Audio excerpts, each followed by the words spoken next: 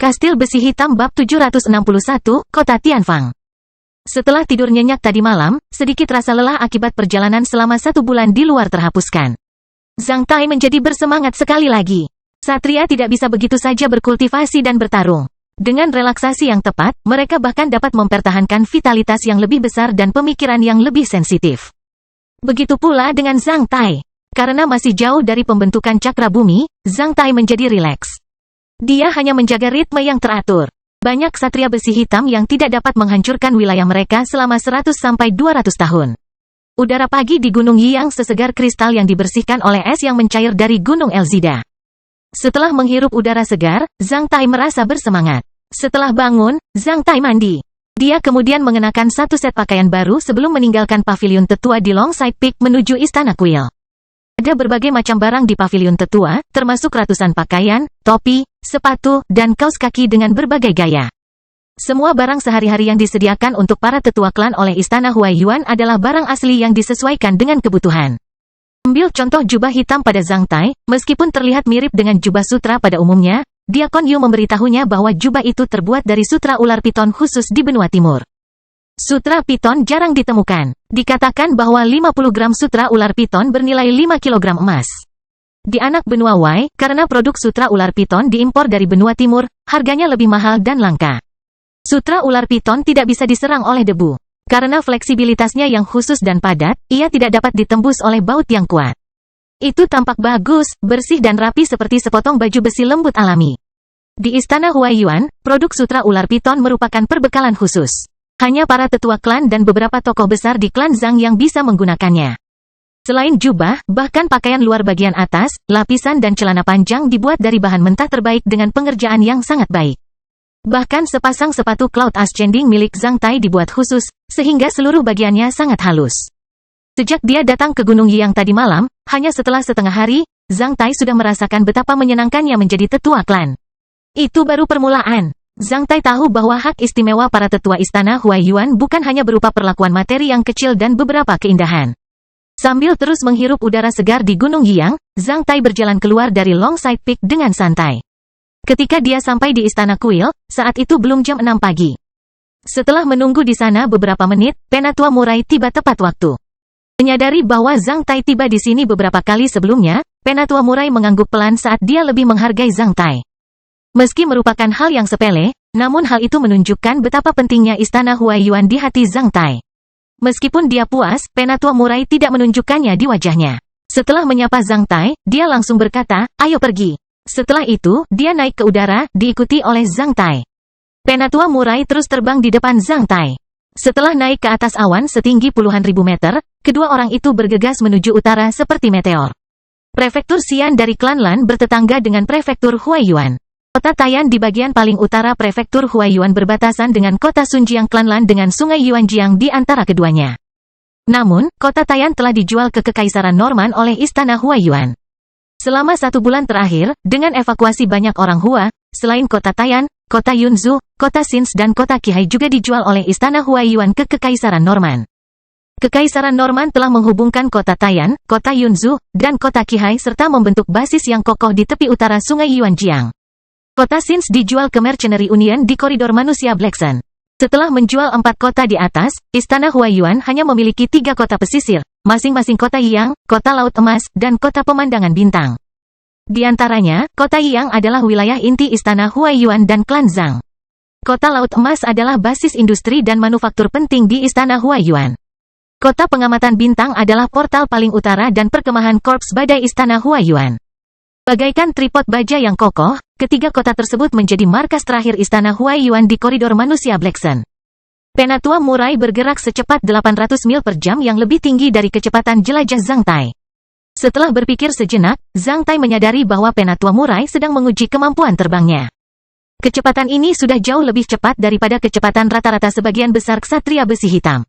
Karena gunung kecerahan tidak jauh dari sana, Tetua Murai tidak perlu terbang secepat itu dengan mengorbankan kekuatannya. Mungkin berhasil jika Penatua Murai menguji ksatria baru lainnya dengan kecepatan setinggi ini, namun itu seperti menguji apakah seekor ikan bisa berenang untuk Zhang Tai.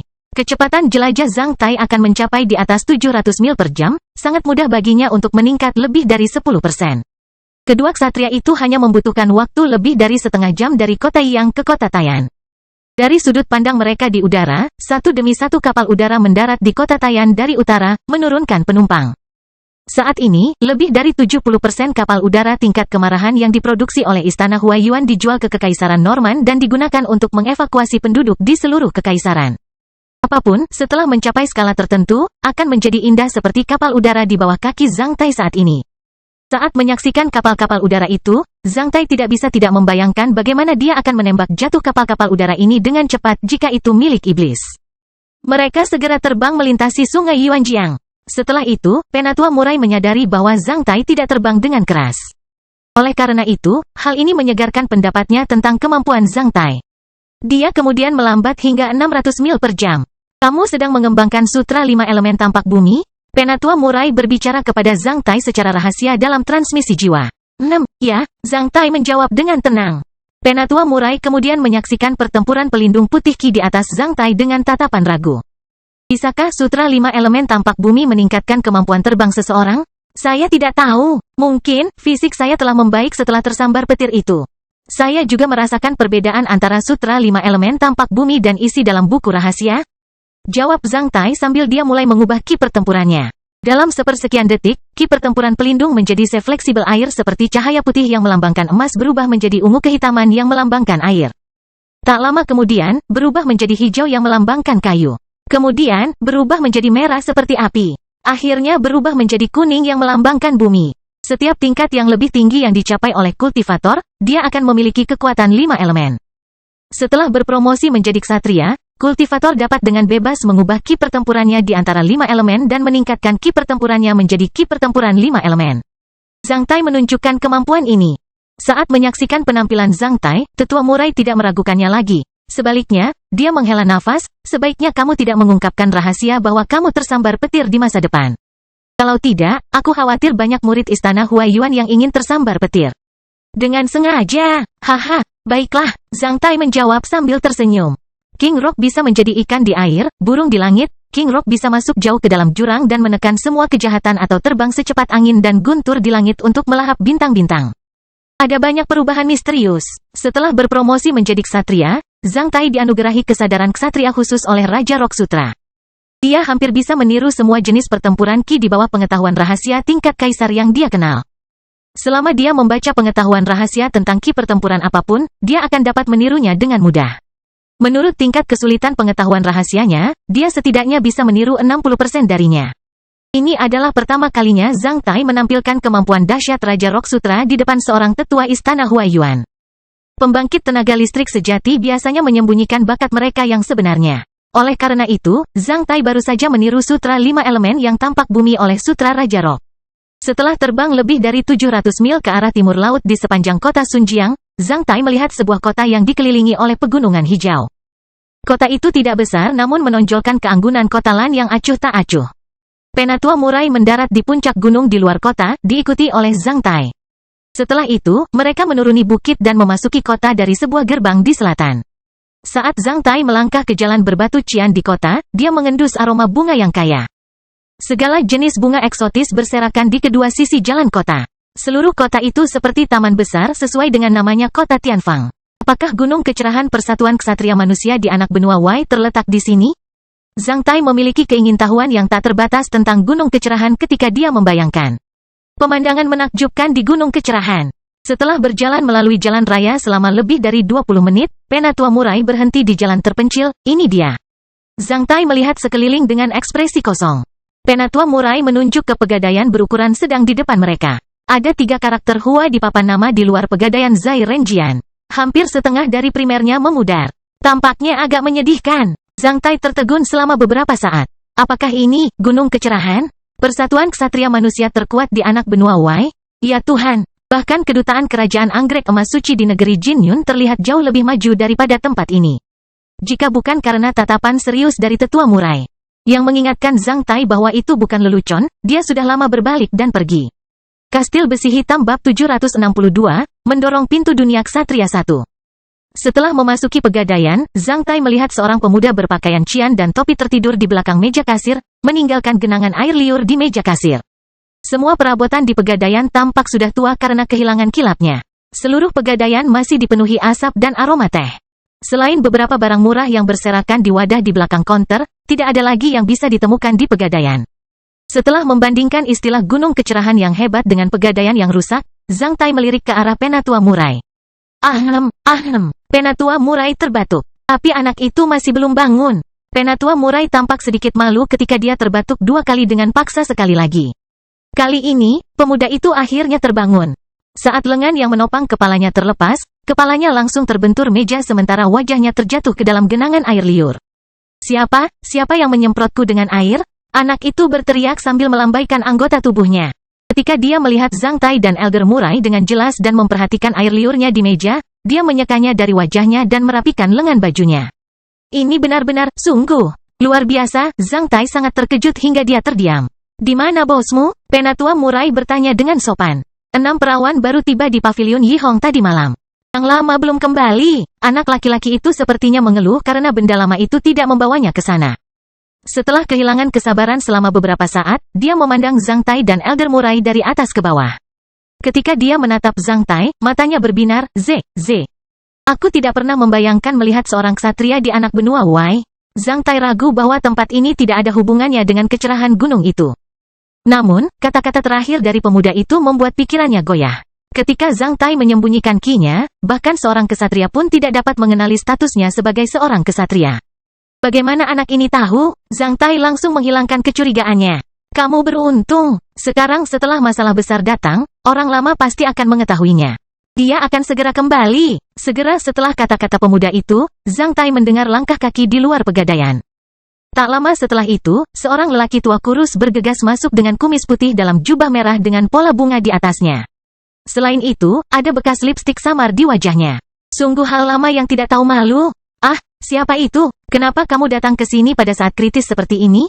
Sungguh mematikan kesenangan. Orang tua itu terus mengumpat ketika dia masuk.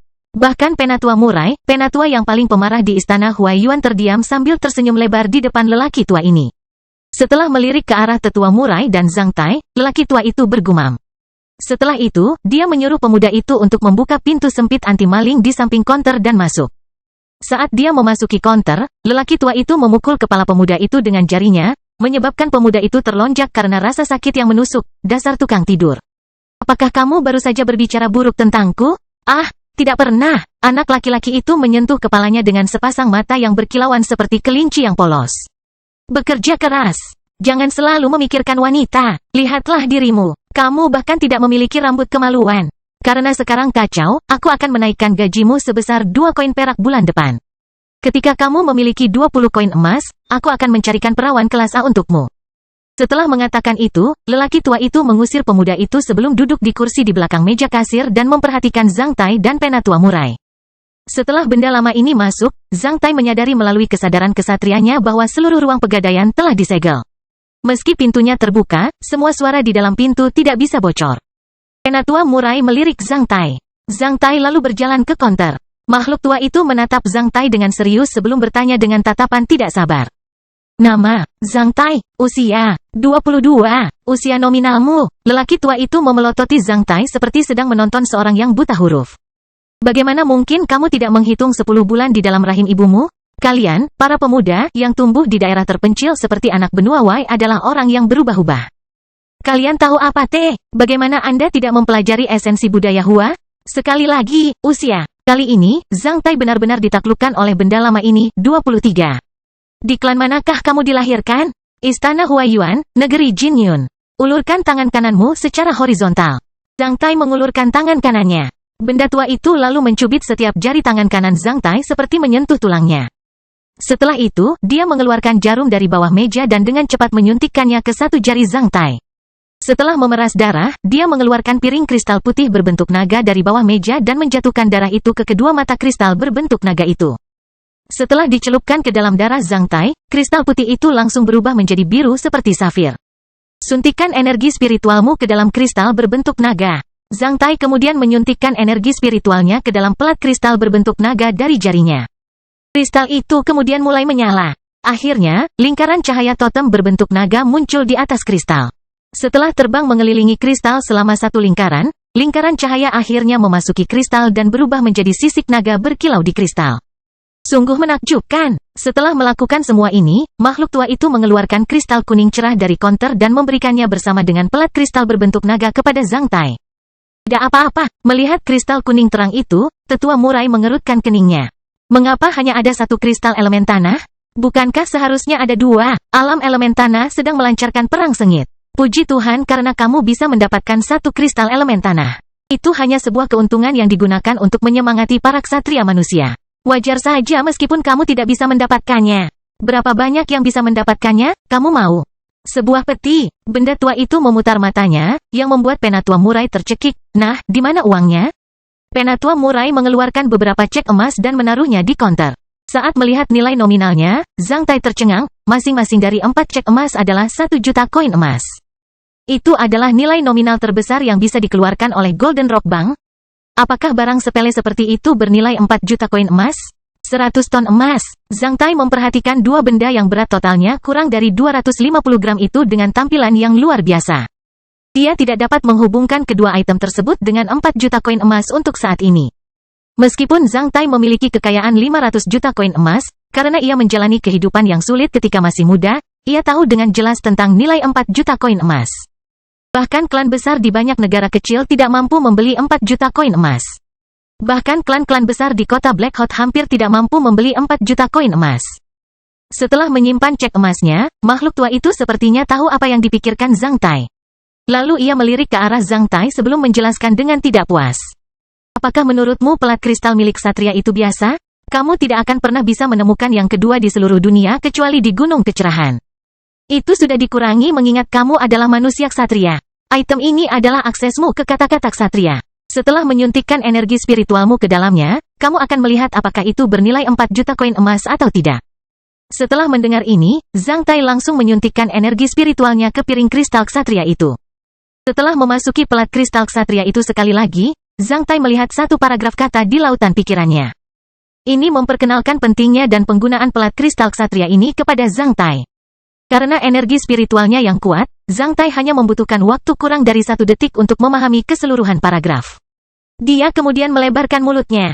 Secara umum, pelat kristal ksatria ini memiliki 3 fungsi. Pertama, pelat kristal ksatria ini menunjukkan status Zhang Tai sebagai seorang ksatria. Sekarang, pelat kristal ksatria itu telah dibundel seluruhnya dengan Zhang Tai. Hanya Zhang Tai yang bisa menggunakan dan mengaktifkan beberapa fungsi khusus dari pelat kristal ini. Hanya orang-orang dengan pelat kristal ksatria manusia yang dapat mengakses banyak wilayah manusia misterius di dunia bawah tanah. Itu seperti sertifikat sah setiap ksatria manusia. Selain itu, pelat kristal ksatria ini telah menjalin kontak misterius dengan Zhang Tai. Jika Zhang Tai meninggal, maka Gunung Kecerahan akan mengetahuinya terlebih dahulu. Fungsi kedua dari pelat kristal ksatria ini lebih menakjubkan. Kastil Besi Hitam Bab 763, mendorong pintu dunia ksatria, 2. Meski menjadi seorang ksatria, Zhang Tai hanya memiliki perasaan samar tentang kemajuan kultivasinya. Namun, dia bisa melihat kemajuan dan level kultivasinya dengan jelas di pelat kristal ksatria. Pelat kristal ksatria besi hitam berwarna biru. Saat ksatria akan membentuk cakra tanahnya, bentuk cakra tersebut akan ditampilkan sebagai pola bulat pada sebuah bidang. Karena metode budidaya yang berbeda, ada pola bulat yang sederhana, ada pula yang rumit. Sekarang mereka bulat, mereka terdiri dari 360 derajat. Artinya, secara umum, semua cakra dapat dibagi menjadi 360 bagian yang lebih kecil secara merata. Setelah menyalakan 360 bagian, itu berarti ksatria telah membentuk cakra baru dan naik ke level berikutnya. Pola bulat 360 bagian mengacu pada pembagian pangkat dan kemajuan budidaya yang konkret. Dalam kata ksatria, 360 unit cakra disebut sisik naga. Skala 360 mengacu pada jumlah tahapan yang harus dilalui oleh seorang ksatria besi hitam sebelum dipromosikan menjadi seorang ksatria bumi. Kemajuan pembentukan cakra dapat dirasakan dan tercermin pada pelat kristal ksatria. Pada pelat kristal berbentuk naga terdapat relief naga yang memiliki 360 sisik naga halus. Ketika Zhang Tai mengaktifkan pelat kristal ksatria tadi, satu sisik naga berubah menjadi kuning cerah. Hal ini menunjukkan bahwa Zhang Tai baru saja menyalakan satu dari 360 skala yang diperlukan untuk membentuk cakra bumi. Jika Zhang Tai membentuk cakra kedua, seluruh 360 sisik naga di pelat kristal berbentuk naga akan berubah menjadi kuning cerah. Saat cakra bumi mulai bekerja, seluruh pelat kristal ksatria akan berubah menjadi kuning cerah dari biru. Setelah cakra air, cakra ketiga terbentuk, semua sisik naga di pelat kristal ksatria akan berubah menjadi hitam, dan seterusnya. Dengan menampilkan kemajuan budidaya kepada ksatria, pelat kristal ksatria dapat mendorong setiap ksatria untuk melanjutkan budidaya mereka dan menetapkan target setiap ksatria dalam proses budidaya jarak jauh. Fungsi yang luar biasa. Namun, setelah mengetahui fungsi ketiga dari pelat kristal ksatria, Zhang Tai menjadi semakin tercengang.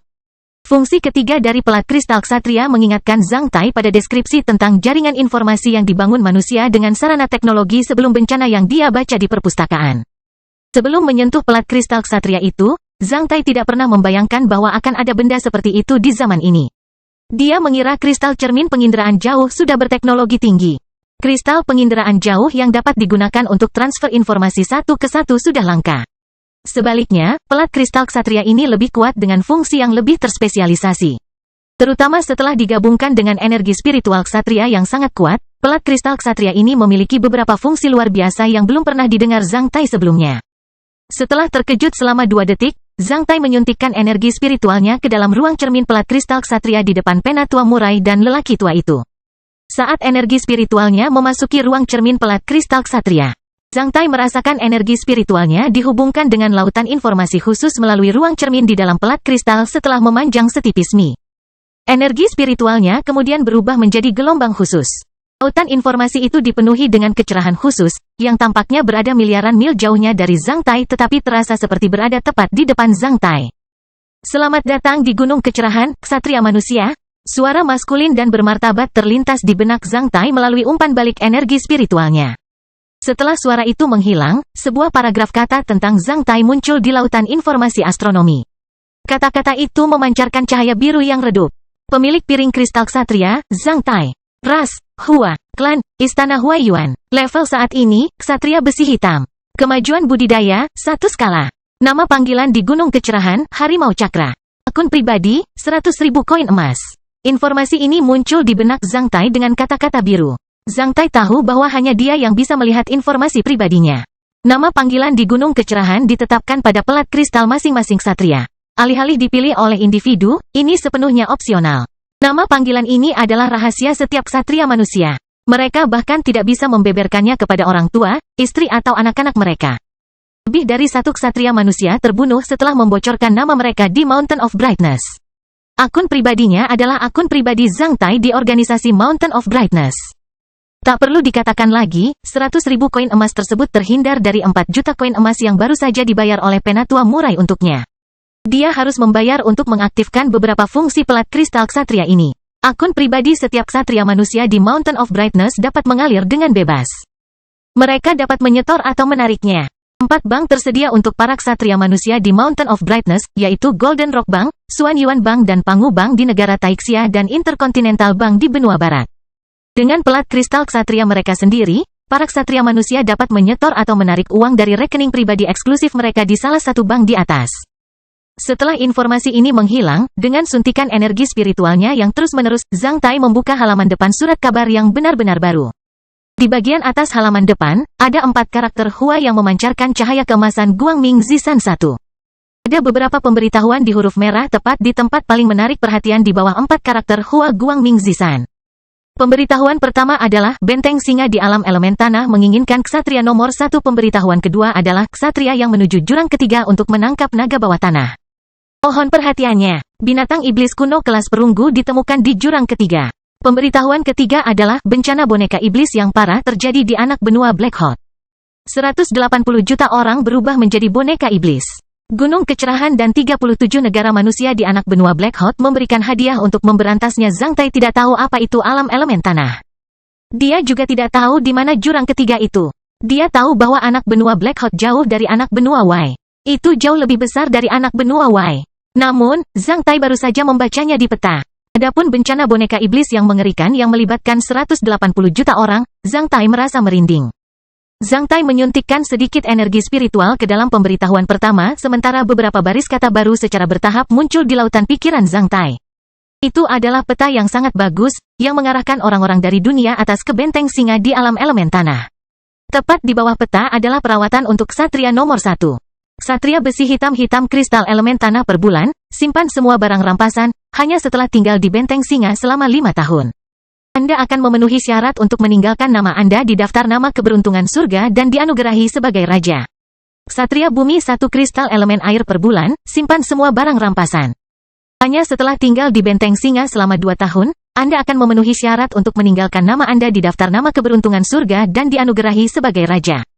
Peta itu sangat berharga. Setelah meliriknya, Zhang Tai mengingat detail itu. Setelah itu, dia mundur dari pemberitahuan pertama dan kembali ke halaman depan. Di bawah pemberitahuan ini ada 3 kata hijau, masing-masing sebagai hadiah untuk berburu, perdagangan barang, pertukaran informasi. Zhang Tai membaca semuanya dengan energi spiritualnya. Sedangkan bagi Zhang Tai, segala sesuatu di dunia ksatria itu aneh. Sepertinya dia telah memasuki dunia baru. Di bagian hadiah untuk berburu, Zhang Tai melihat gambar seorang ksatria iblis yang hidup dan suram, di bawahnya terdapat perkenalan dalam 2 baris dan beberapa foto. Latar belakang foto-foto itu adalah peninggalan kota dan banyak mayat manusia. Daruba, seorang ksatria iblis besi hitam menyerbu ibu kota kerajaan Filin. Sebuah negara bagian dari aliansi negara manusia Seindias pada tanggal 27 September tahun ke-895 kalender besi hitam dan memusnahkan anggota kerajaan Filin. Selain itu, penyakit ini menewaskan lebih dari 267.000 manusia tak berdosa secara total. Daruba, yang mengembangkan sutra setan hitam, sangat kuat. Diperkirakan dia telah menyalakan sedikitnya 200 sisik pada cakra buminya. Jumlah hadiah 45 juta koin emas. Setelah berpromosi menjadi seorang ksatria, orang dapat mengeluarkan dan menerima tugas hadiah. Tentu saja, jika Anda benar-benar tidak menyukai seseorang, Anda dapat menambahkan 10 juta koin emas lagi sebagai hadiah pemberitahuan berburu orang tersebut agar dia terbunuh secepat mungkin. Di bawah ksatria iblis ini terdapat daftar nama panjang ksatria iblis atau ksatria asosiasi 3 mata. Jumlah minimal hadiah untuk mereka adalah 10 juta koin emas. Saat berada di anak benua Wai, Zhang Tai melihat total kurang dari 10 ksatria iblis dan ksatria asosiasi mata 3. Namun, daftar nama untuk berburu berisi setidaknya 300 ksatria iblis dan ksatria asosiasi mata 3. Melihat daftar nama ini, Zhang Tai benar-benar merasakan teror perang suci dan ancaman besar yang dihadapi manusia. Lebih dari 300 ksatria baru saja diidentifikasi pada awal perang suci. Namun, banyak ksatria iblis yang tidak teridentifikasi di antara korps iblis super. Banyak pasukan iblis yang masih dalam perjalanan. Misalnya, Zhang Tai tidak tahu nama ksatria iblis yang dia bunuh di dunia bawah tanah tempat dia menemukan menara waktu. Selain itu, banyak ksatria manusia yang telah menyerah kepada iblis belum terungkap. Intinya adalah saya hanya dapat melihat daftar nama ini sebagai seorang ksatria besi hitam. Saya tidak dapat melihat nama-nama yang dapat dilihat oleh para ksatria bumi. Adapun ksatria iblis besi hitam manapun yang namanya tidak tercatat di daftar nama.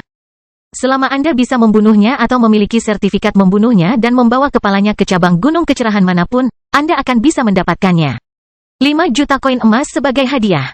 Setelah membaca pengantar di bawah daftar nama ini, Zhang Tai menyadari bahwa dia telah membuang 5 juta koin emas ketika dia membunuh ksatria iblis di dunia bawah tanah itu. Di bagian perdagangan barang, Zhang Tai melihat segala macam permintaan dan iklan untuk bahan dan peralatan langka. Setiap iklan terlibat dengan volume perdagangan yang luar biasa.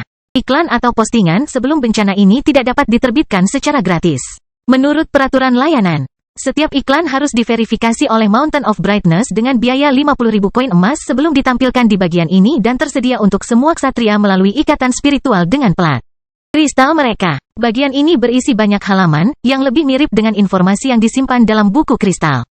Bedanya, isi buku kristal selalu tidak berubah. Namun isi bagian ini terus diperbarui sepanjang waktu. Pembaca akan dikenakan biaya 1.000 koin emas untuk meninggalkan komentar apapun di balik postingan apapun.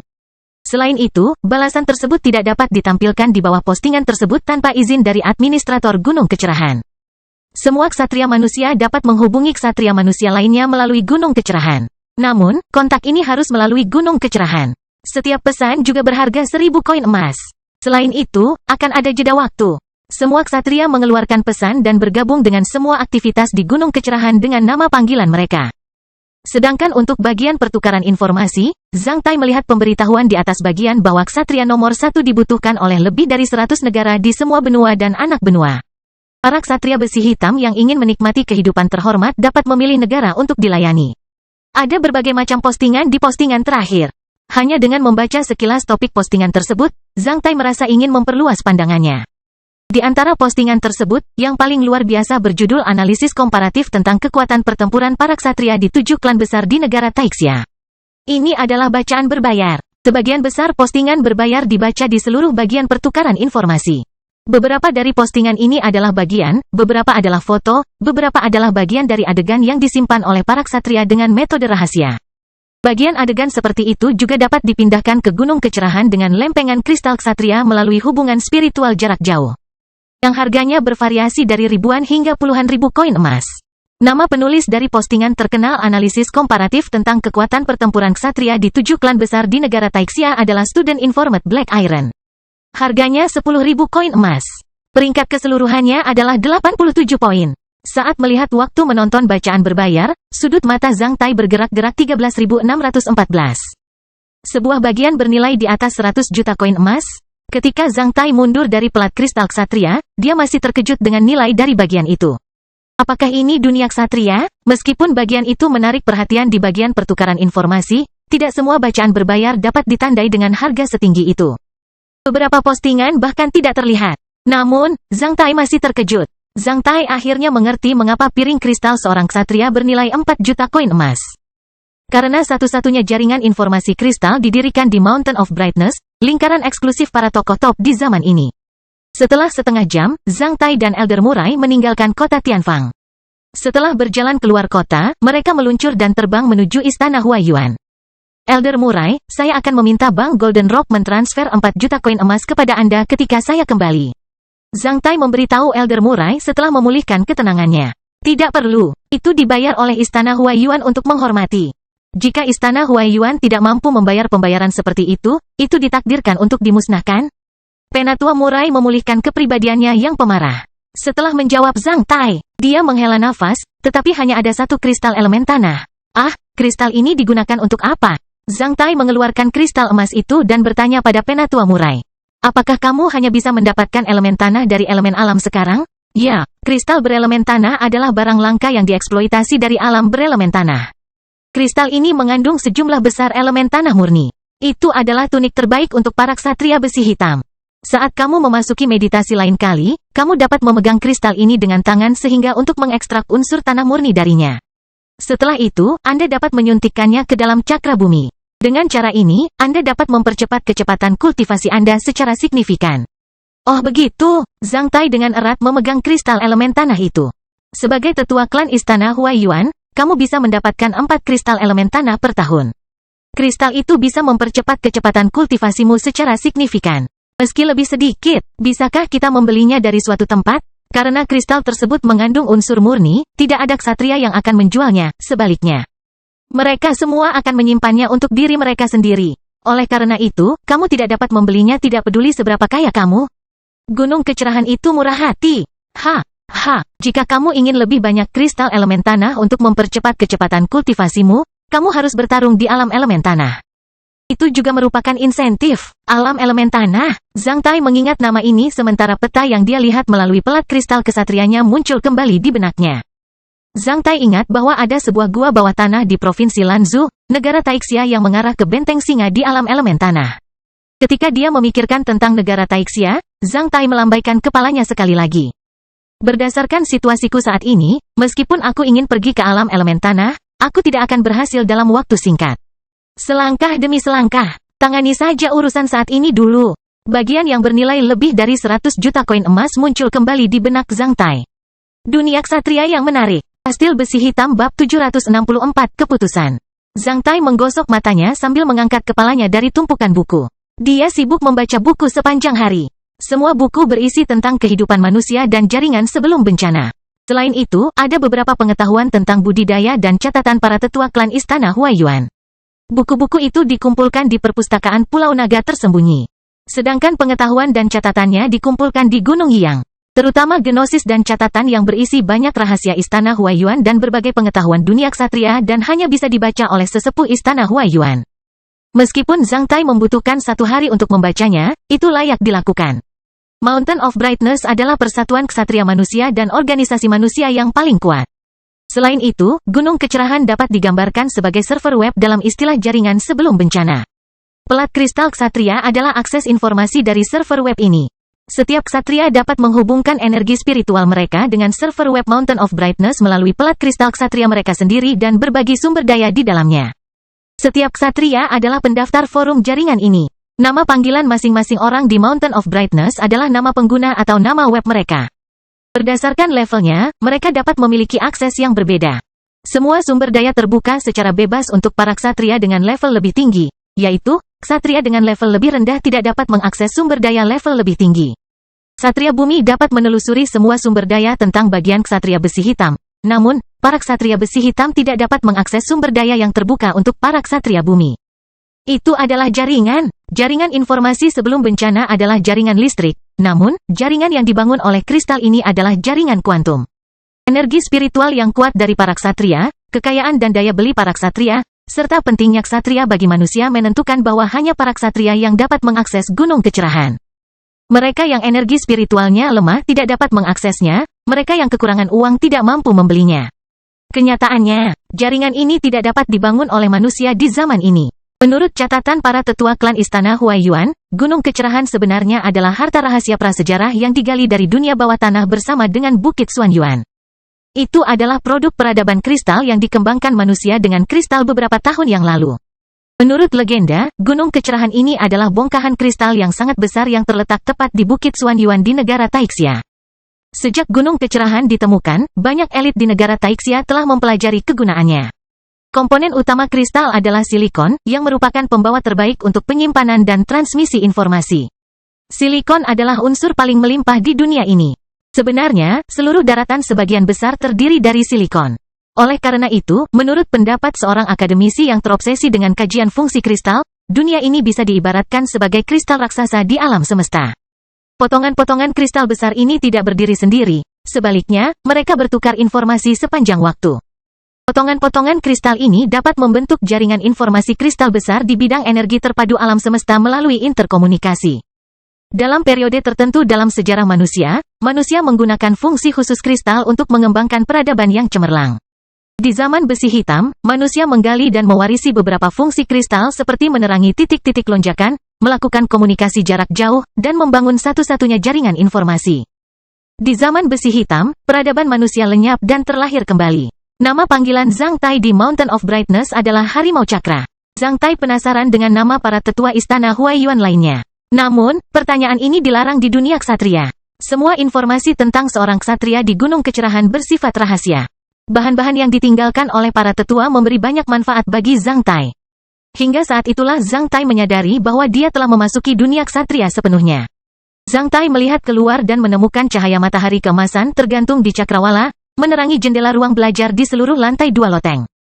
Zhang Tai bangkit dan dengan santai pergi dari loteng. Diakon Yu dan 2 pelayan cantik dari Longside Peak sedang menunggu di luar loteng. Melihat Zhang Tai turun ke bawah, ketiga wanita itu meletakkan tangan mereka bersilang di pinggang kiri. Setelah itu, mereka menurunkan tubuh mereka dan membungkuk ke arah Zhang Tai. Lebih tua, selain berpenampilan cantik, tata krama mereka juga membuat Zhang Tai nyaman.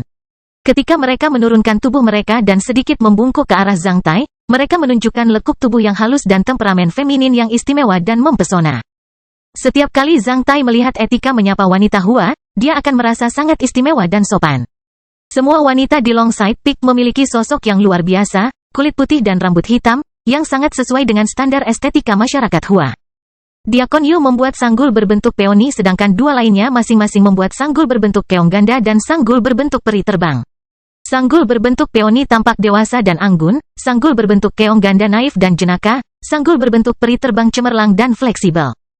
Gaya rambut ketiga wanita itu serasi satu sama lain. Selain itu, mereka semua mengenakan rok panjang berkibar sambil memperlihatkan payudara montok mereka secara samar-samar. Zhang Tai memandangi dada mereka yang menonjol dan pantat mereka yang melengkung saat dia diam-diam menelan ludahnya. Jujur saja, Zhang Tai impulsif untuk mengangkat ketiga rahang wanita itu dengan jarinya. Bangun! Zhang Tai mengeluarkan perintah sambil mengalihkan pandangannya dari tubuh mereka. Sementara itu, dia berseru dalam hati, betapa tajamnya tipuan kecantikan para sesepuh. Tidak ada seorang pun yang tahan untuk tidak membuka dan menabur di tanah subur, satu sambil menghadapinya sepanjang tahun. Ketiga wanita itu bangun dengan wajah memerah. Karena nalurinya yang tajam, mereka bisa merasakan tatapan Zhang Tai meskipun mereka tidak mengangkat kepala. Tetua, kamu belum makan seharian penuh. Apakah kamu ingin memakannya? Diakon Yu bertanya dengan wajah memerah. Zhang Tai menyentuh perutnya sambil menjawab, kalau begitu, aku akan memakannya. Dan, singkirkan buku-buku dan pengetahuan rahasia itu, lalu kirimkan kembali ke Pulau Naga tersembunyi. Tepat setelah perintah Zhang Tai, seseorang telah mengumpulkan buku-buku itu. Baiklah, apakah kamu akan keluar sekarang, tetua? Tidak, aku hanya akan berjalan-jalan di Longside Peak dan menghirup udara segar. Zhang Tai menjelaskan sambil berjalan keluar dari loteng. Ketika melihat Zhang Tai berjalan keluar, Diakon Yu melirik kedua wanita di sisinya. Dengan wajah memerah, kedua wanita itu menundukkan kepala dan mengikuti Zhang Tai keluar. Ketika Zhang Tai tiba di pavilion pengamatan di halaman, dia memandangi pemandangan pegunungan yang indah dan permukaan laut yang berkilauan di kaki gunung di kejauhan dan menghela nafas panjang. Berdiri di Longside Peak, pemandangannya cukup bagus dengan pandangan terbuka. Selain pemandangan di Gunung Yiyang, lautan di kejauhan juga bisa dinikmati. Secara keseluruhan, Zhang Tai merasa berpikiran terbuka dan santai di sini.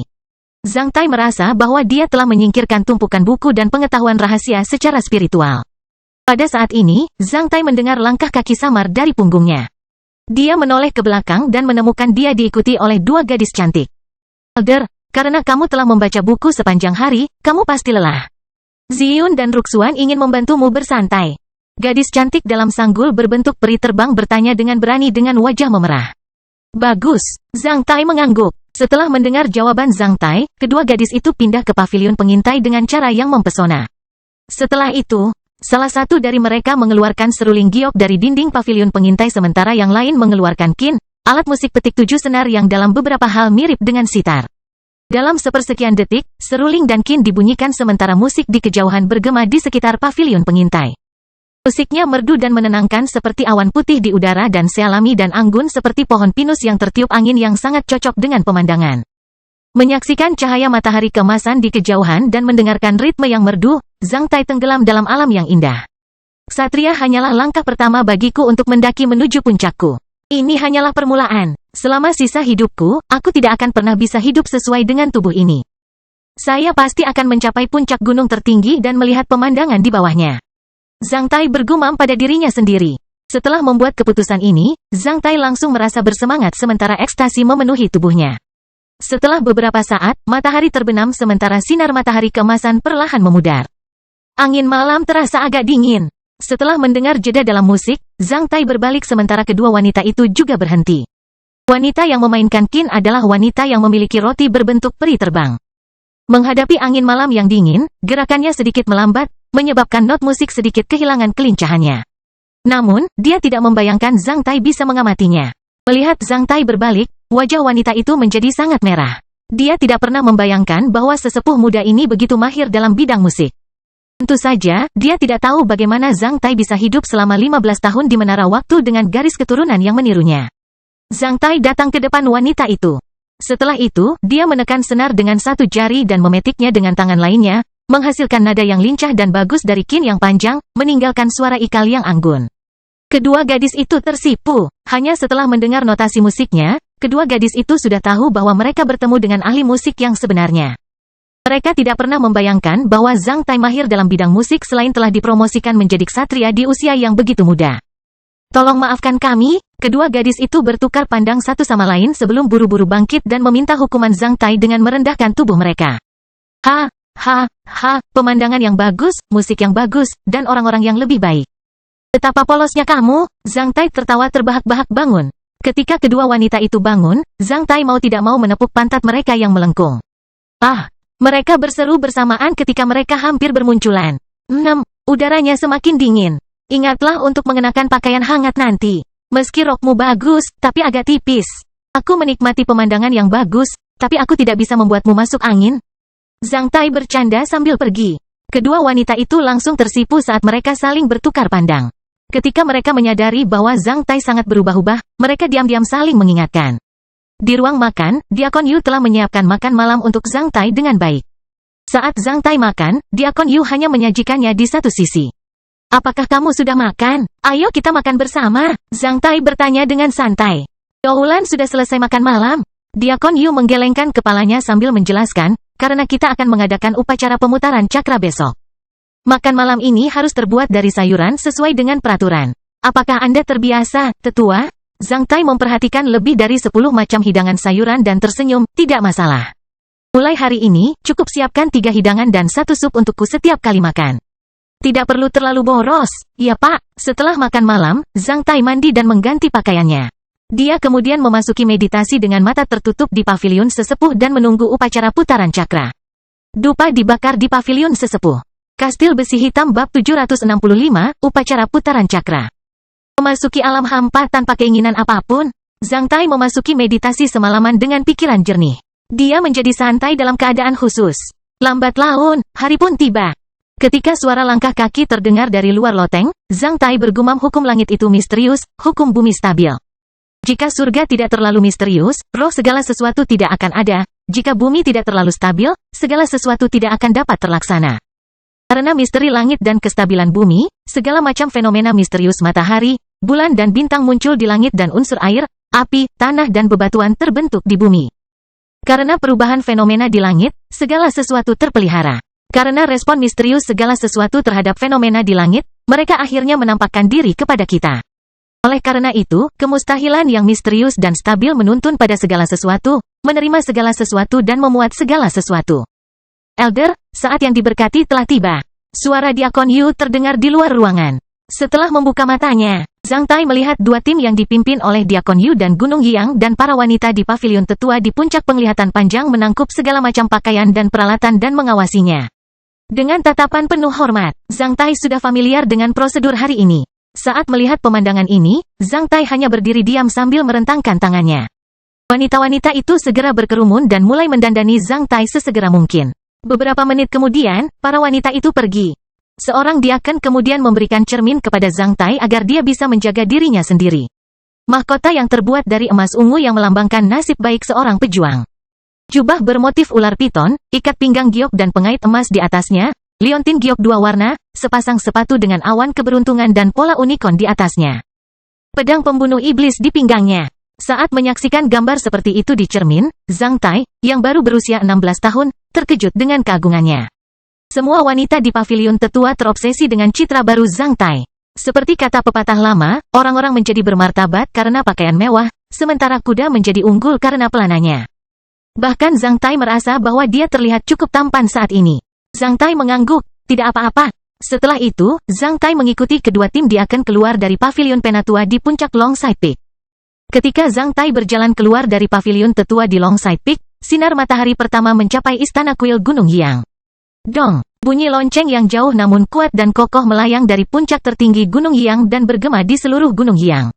Bahkan warga di kota Yang pun mendengar suara tersebut. Ketika bel berbunyi mencapai kaki gunung, bel berbunyi di seluruh prefektur Huaiyuan pada waktu yang bersamaan. Pada saat itu, kedua sisi alun-alun di luar istana kuil Gunung Yang telah dipenuhi orang. Namun, tidak ada yang mengeluarkan suara apapun. Mereka tinggal menunggu tokoh utamanya. Ketika bel pertama berbunyi, Zhang Tai, di jalur pegunungan, mulai melepaskan totem pertempuran Qi-nya. Meski saat itu siang hari, totem pertempuran Qi yang cemerlang masih bisa dilihat di atas Gunung Yang. Ibarat ingin menyamai kecemerlangan matahari, bisa dilihat dari jarak 100 mil. Itu adalah Qi pertarungan 5 elemen yang ditiru Zhang Tai berdasarkan sutra tampilan tanah 5 elemen. Sutra tampilan tanah 5 elemen hanyalah pengetahuan rahasia tingkat Viscon. Meski bukan yang paling kuat, namun sangat brilian. Saat melihat totem pertempuran Qi yang muncul di langit dari gunung, semua penonton di kedua sisi alun-alun di luar istana kuil menjadi sedikit bersemangat. Meskipun begitu banyak orang yang datang untuk menghadiri upacara perputaran cakra. Tidak semua dari mereka memiliki kesempatan untuk menyaksikan totem pertempuran Qi Ksatria yang melayang di udara dari jarak yang begitu dekat. Menyaksikan meningkatnya totem pertempuran Qi, mata banyak orang menjadi bersemangat. Dong! Dengan bunyi bel lagi dari Gunung Yang, semua orang di seluruh Gunung Yang merasa jantung mereka berdebar kencang. Dengan bel yang terus berbunyi, Zhang Tai berjalan terus terang menuju istana kuil satu demi satu di atas karpet emas yang membentang dari Longside Peak. Pada setiap beberapa meter, ada seorang murid istana Huaiyuan yang mengenakan jubah upacara di salah satu sisi jalan pegunungan, yang akan memberi hormat kepada Zhang Tai ketika Zhang Tai melewati mereka. Di bawah bimbingan dua baris diaken, ketika Zhang Tai sampai di luar istana kuil, bel berbunyi 27 kali sesuai jadwal. Zhang Tai melihat segala macam penonton di kedua sisi alun-alun istana kuil, pria atau wanita, tua atau muda, familiar atau asing. Zhang Tai langsung melihat anggota keluarga dari rumah tua di kota Laut Emas. Mereka berada di lokasi khusus. Zhang Haiti, kepala keluarga Zhang, istri Zhang Haiti, paman, bibi, sepupu, keponakan Zhang Tai, totalnya 50-60 orang. Zhang Tai sangat senang hingga wajahnya menjadi sangat merah. Bahkan kumisnya pun bergetar. Semua anggota keluarga Zhang yang lain sedang berdiri tegak dan membusungkan dada sambil memperhatikan Zhang Tai dengan tatapan antusias. Zhang Su juga memperhatikan Zhang Tai dengan tatapan rumit dan takjub. Totem pertempuran Qi milik Ksatria Zhang Tai yang kuat sangat menindas semua orang di bawah Ksatria tersebut. Para kultivator itu bisa merasakan kekuatan Zhang Tai secara khusus. Zhang Tai dengan samar mengangguk ke arah orang-orang dari rumah tua Zhang, yang membuat banyak dari mereka bersemangat. Sungguh suatu kehormatan bagi sebuah klan. Mulai hari ini, keluarga Zhang di Kota Laut Emas akan bermartabat dan dihormati. Sebenarnya, anggota keluarga di rumah tua klan Zhang sudah merasakan kehormatan dari banyaknya penonton. Zhang Tai memperhatikan wajah-wajah yang dikenalnya satu demi satu dari kerumunan. Zhang Tai melihat Zerom dan Kapten Kerlin berdiri di area stand di bawah panji Armes, kerajaan tentara bayaran. Zerom terlihat lebih dewasa dari sebelumnya dengan kumisnya, yang mampu mengontrol ekspresi wajahnya saat melihat Zhang Tai. Kapten Kerlin si Siklop membuka lebar mulutnya yang bahkan bisa menampung telur burung unta sambil terus-menerus menggosok matanya. Zerom, benar-benar brengsek kecil itu. Pak, aku melihat orang yang salah? Kapten Kerlin berbisik kepada Zerom. Dasar brengsek, diamlah jika kamu tidak ingin mati. Apakah kamu ingin istana Huaiyuan memotong kita dan memberikan daging kita kepada hiu? Zerom tetap tersenyum tipis saat dia menginjak kaki Siklop, menyebabkan dia menunjukkan giginya kesakitan.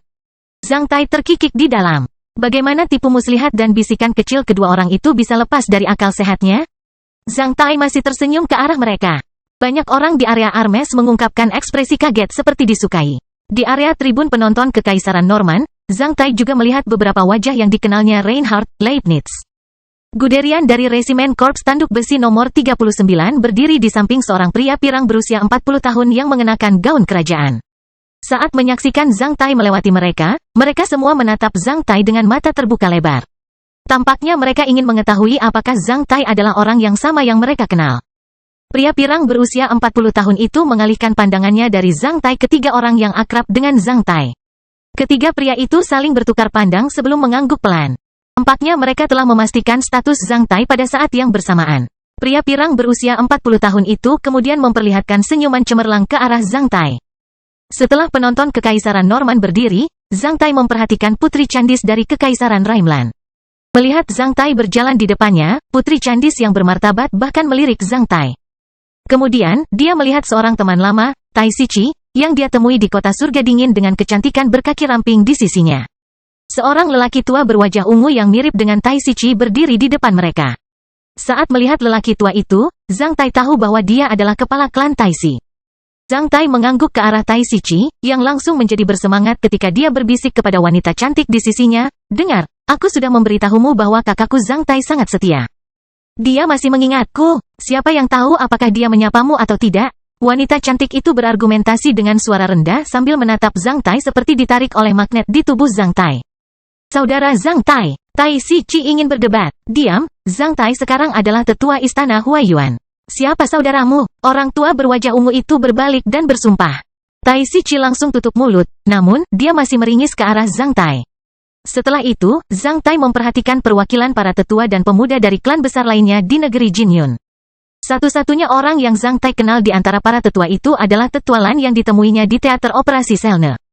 Namun, Zhang Tai juga melihat beberapa wajah familiar yang pernah ia temui di teater operasi Selne di antara para pemuda tersebut. Selain tetua Lan yang tetap tersenyum pada Zhang Tai, semua orang lainnya menunjukkan ekspresi yang rumit. Dengan satu lagi ksatria muda dan seorang tetua klan di usia 20 tahun. Istana Huaiyuan segera membuat generasi muda dari semua klan lainnya kewalahan, menyebabkan tekanan besar pada semua klan lainnya. Kastil Besi Hitam Bab 766, Penatua Musen. Keempat tetua istana Huaiyuan semuanya berdiri di luar istana kuil dengan pakaian keberuntungan hari ini menurut prosedur ketat upacara perputaran cakra. Zhang Tai membakar dupa di istana kuil dalam suasana hikmat. Setelah itu, tetua Muon sebagai petugas ritual berteriak, "Turunkan tubuhmu." Zhang Tai kemudian mulai membungkuk ke arah langit dan bumi.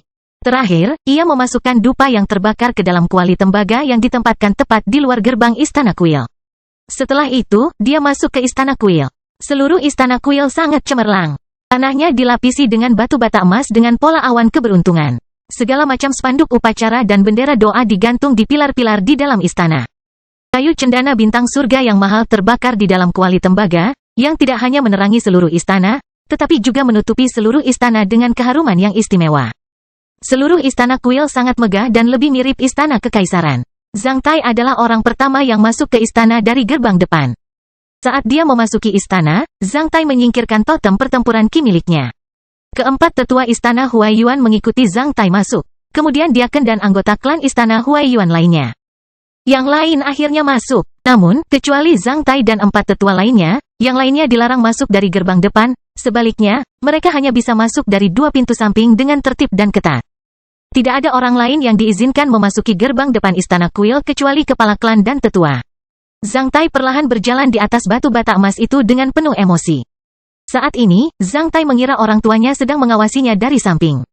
Setelah memasuki istana dan menempuh perjalanan jauh, Zhang Tai sampai di depan patung Lord Huaiyuan dan tablet peringatan para leluhur dan martir istana Huaiyuan.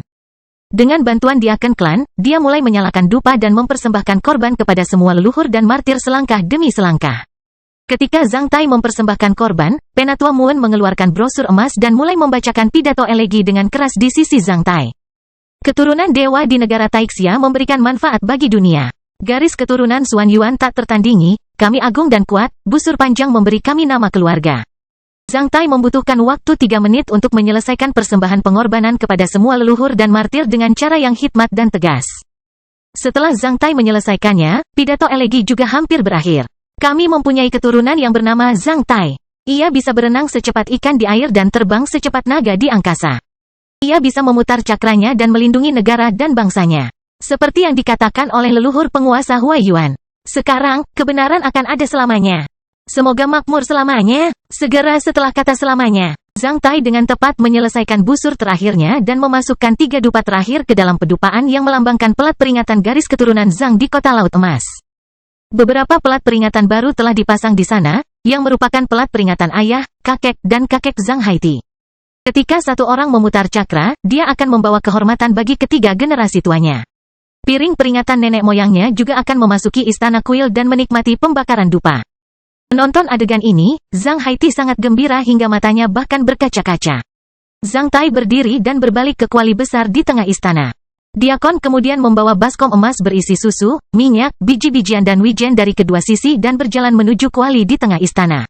Zhang Tai mengambil biji-bijian dan wijen dari baskom emas dan menyebarkannya ke dalam nyala api di kuali besar satu demi satu. Setiap kali dia menyebarkannya ke dalam kuali, nyala api akan semakin tinggi sementara nyala api bagian atas berubah menjadi emas dan melonjak keluar dari kuali sama hebatnya dengan naga. Kilauan terus-menerus terbang keluar dari kuali, menyebabkan cahaya mengalir dan suara pecah. Itu adalah ritual pemberkatan. Lihat nyala api yang berkobar dengan ganas dalam bentuk naga dan kilauan yang keluar dari kuali. Para tetua dan diaken istana Huaiyuan menjadi sangat bersemangat karena itu adalah pertanda baik yang langka. Setidaknya hal itu tidak muncul ketika para tetua istana Huaiyuan sebelumnya mengadakan upacara rotasi cakra. Semua tetua klan besar dari negeri Jinyun dikejutkan oleh fenomena langka dan penuh keberuntungan ini. Zhang Tai tidak tahu apa itu fenomena yang menguntungkan. Dia baru saja menyelesaikan upacara memutar cakra selangkah demi selangkah. Setelah menaburkan semua biji-bijian dan wijen ke dalam kuali, Zhang Tai mulai mencuci tangannya di baskom berisi air berwarna perak. Ritual pemberkatan sudah selesai. Jalankan cakra emas, kata Penatua Muan saat sebuah bejana kurban berukuran besar dibawa ke tengah istana oleh 30 orang pria tangguh. Dengan tinggi lebih dari 6 meter dan lebar lebih dari 2 meter, bejana kurban tampak seperti tong logam bundar besar dengan segala jenis bunga, burung, serangga, ikan, dan karakter di atasnya. Di kedua sisi laras, ada 2 karakter hua besar Musatu. Bobotnya bisa dibayangkan dari jumlah pengangkutnya. Zhang Tai tahu bahwa langkah penting dalam seluruh upacara perputaran cakra adalah memilih karakter dengan memutar cakra. Kata cakra dalam upacara memutar cakra mengacu pada cakra ksatria dan tong emas berputar yang digunakan untuk memilih karakter hua untuk ksatria itu. Sebagai tradisi hua, merupakan suatu kehormatan besar bagi para ksatria untuk memutar tong emas untuk memperbaiki karakter mereka. Misalnya, nama Zhang Tai sangat biasa-biasa saja. Ada miliaran orang yang bermarga Zhang di dunia ini. Setidaknya ada 1000 orang yang masih hidup yang dipanggil Zhang Tai. Jika Anda mengatakan Zhang Tai adalah seorang ksatria, tidak ada yang tahu yang mana yang Anda maksud. Oleh karena itu, para ksatria harus memutar tong emas untuk memilih karakter bagi diri mereka sendiri. Selama mereka memilih karakternya, tidak ada orang lain yang diizinkan menggunakan nama ini dalam 1000 tahun kecuali manusia dimusnahkan. Ketika angsa liar terbang, mereka meninggalkan dukunnya. Ketika para ksatria meninggal, mereka harus meninggalkan nama mereka, yang merupakan kemuliaan tertinggi para ksatria. Tentu saja, Penatua Moon 2, Penatua Murai 3, dan Penatua Muyu 4 bukanlah nama asli mereka. Karaktermu diambil oleh Lord Huaiyuan untuk Ksatria Istana Huaiyuan. Selain Ksatria Istana Huaiyuan, tidak ada orang Hua yang bermarga Zhang di dunia ini yang dapat menggunakan karaktermu sebagai karakter kedua dalam nama mereka. Setiap tetua juga akan mengambil karakter terakhir untuk nama mereka dalam upacara memutar cakra. Jika karakter terakhir digabungkan dengan karaktermu, itu akan membentuk nama unik Ksatria Istana Huaiyuan. Karena Penatua Murai, dan Penatua Muyu telah lama berpromosi menjadi ksatria, semua orang hanya memanggil nama resmi mereka. Akibatnya nama asli mereka jarang disebutkan.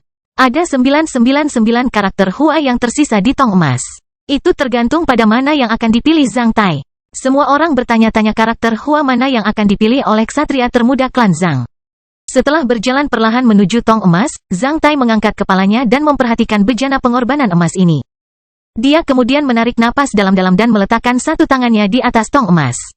Zhang Tai juga bertanya-tanya karakter Hua mana yang bisa dia pilih. Zhang Tai kemudian melepaskan ki pertempurannya untuk memutar tong emas dengan cepat. Saat diputar, suara gemerincing terdengar dari dalam tong emas seperti banyak bola logam yang diaduk. Zhang Tai hanya menunggu di satu sisi dengan diam bersama yang lainnya. Hanya suara gemerincing yang terdengar di seluruh istana kuil. Hanya ketika tong emas diputar di atas 36 lingkaran, karakter Hua dapat dipilih. Tidak ada yang bisa melihat melalui tong emas. Itu tergantung. Setelah 2 menit, barel emas melambat. Ketika akhirnya berhenti, dengan sekali klik, bola bundar berwarna perak diludahkan dari mulut tong emas. Penatua Moon berjalan maju dan mengeluarkan bola perak itu. Saat melihat karakter emas itu, dia mengangkat tinggi bola perak tersebut dan menunjukkannya kepada semua penonton yang hadir. Saat melihat karakter itu, semua penonton membelalak, tidak mungkin. Itu adalah karakter Sen 5, yang sangat agung. Mu Sen 6, nama resmi Zhang Tai sebagai seorang ksatria. Sejak saat itu, Zhang Musen akan menjadi nama unik di dunia. Zhang Tai juga merasa sedikit terkejut. Apakah tong emas itu tahu bahwa aku sudah lama menjadi dewa brengsek di hutan belantara es dan salju? Zhang Tai, Zhang Musen, Zhang Tai, Zhang Musen. Zhang Tai bergumam 2 kali di dalam hati karena dia masih merasa nama Zhang Tai mudah dibaca dengan lantang.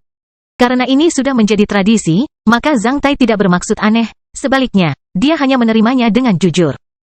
Silakan duduk, Tetua Musen. Penatua Moon menangkupkan tangannya ke arah Zhang Tai, diikuti oleh semua tetua dari klan lainnya saat ini. Sejak saat itu, Zhang Tai sejajar dengan semua tetua Zhang klan lainnya. Tempat duduknya adalah kursi berpunggung tinggi dari baja berwarna hitam, sebuah wadah pengorbanan yang dirancang khusus untuk upacara putaran cakra. Bentuknya persegi dan lurus tanpa hiasan berlebih. Itu disebut tahta besi hitam. Ditempatkan di platform tinggi 3 tingkat yang dilapisi dengan batu bata emas, tampak cukup bermartabat. Dengan nampan emas di tangan, seorang diaken berdiri di depan panggung-panggung emas dengan hormat. Zhang Tai berjalan ke sana. Penatua Murai kemudian membuka penutup sutra merah dan memasang segel berbentuk harimau 7 ke tangan Zhang Tai. Mulai sekarang, kamu adalah komandan Korps Badai. Zhang Tai menerima segel Korps Badai berbentuk harimau dan mengangguk ke arah Penatua Murai. Setelah itu, dia berjalan ke atas panggung selangkah demi selangkah dan duduk di singgasana besi hitam dengan mantap. Selamat, Penatua Moon berteriak keras sementara suaranya terdengar di seluruh istana kuil. Zhang Taibai, paman keempat Lan Yunxi dengan sungguh-sungguh berjalan keluar dari kerumunan dan membungkuk dalam-dalam ke arah Zhang Tai. Zhang Taibai mendoakan agar Penatua Musen mendapat keberuntungan dalam kekuatan tempur dan berharap cakra Anda berputar selamanya atas nama Istana Huaiyuan. Untuk mengucapkan selamat atas upacara perputaran cakra Penatua Musen, kami secara khusus mempersembahkan 500 ton emas, 200 peti mutiara, 100 peti permata, kain sutra piton sepanjang 30.000 meter.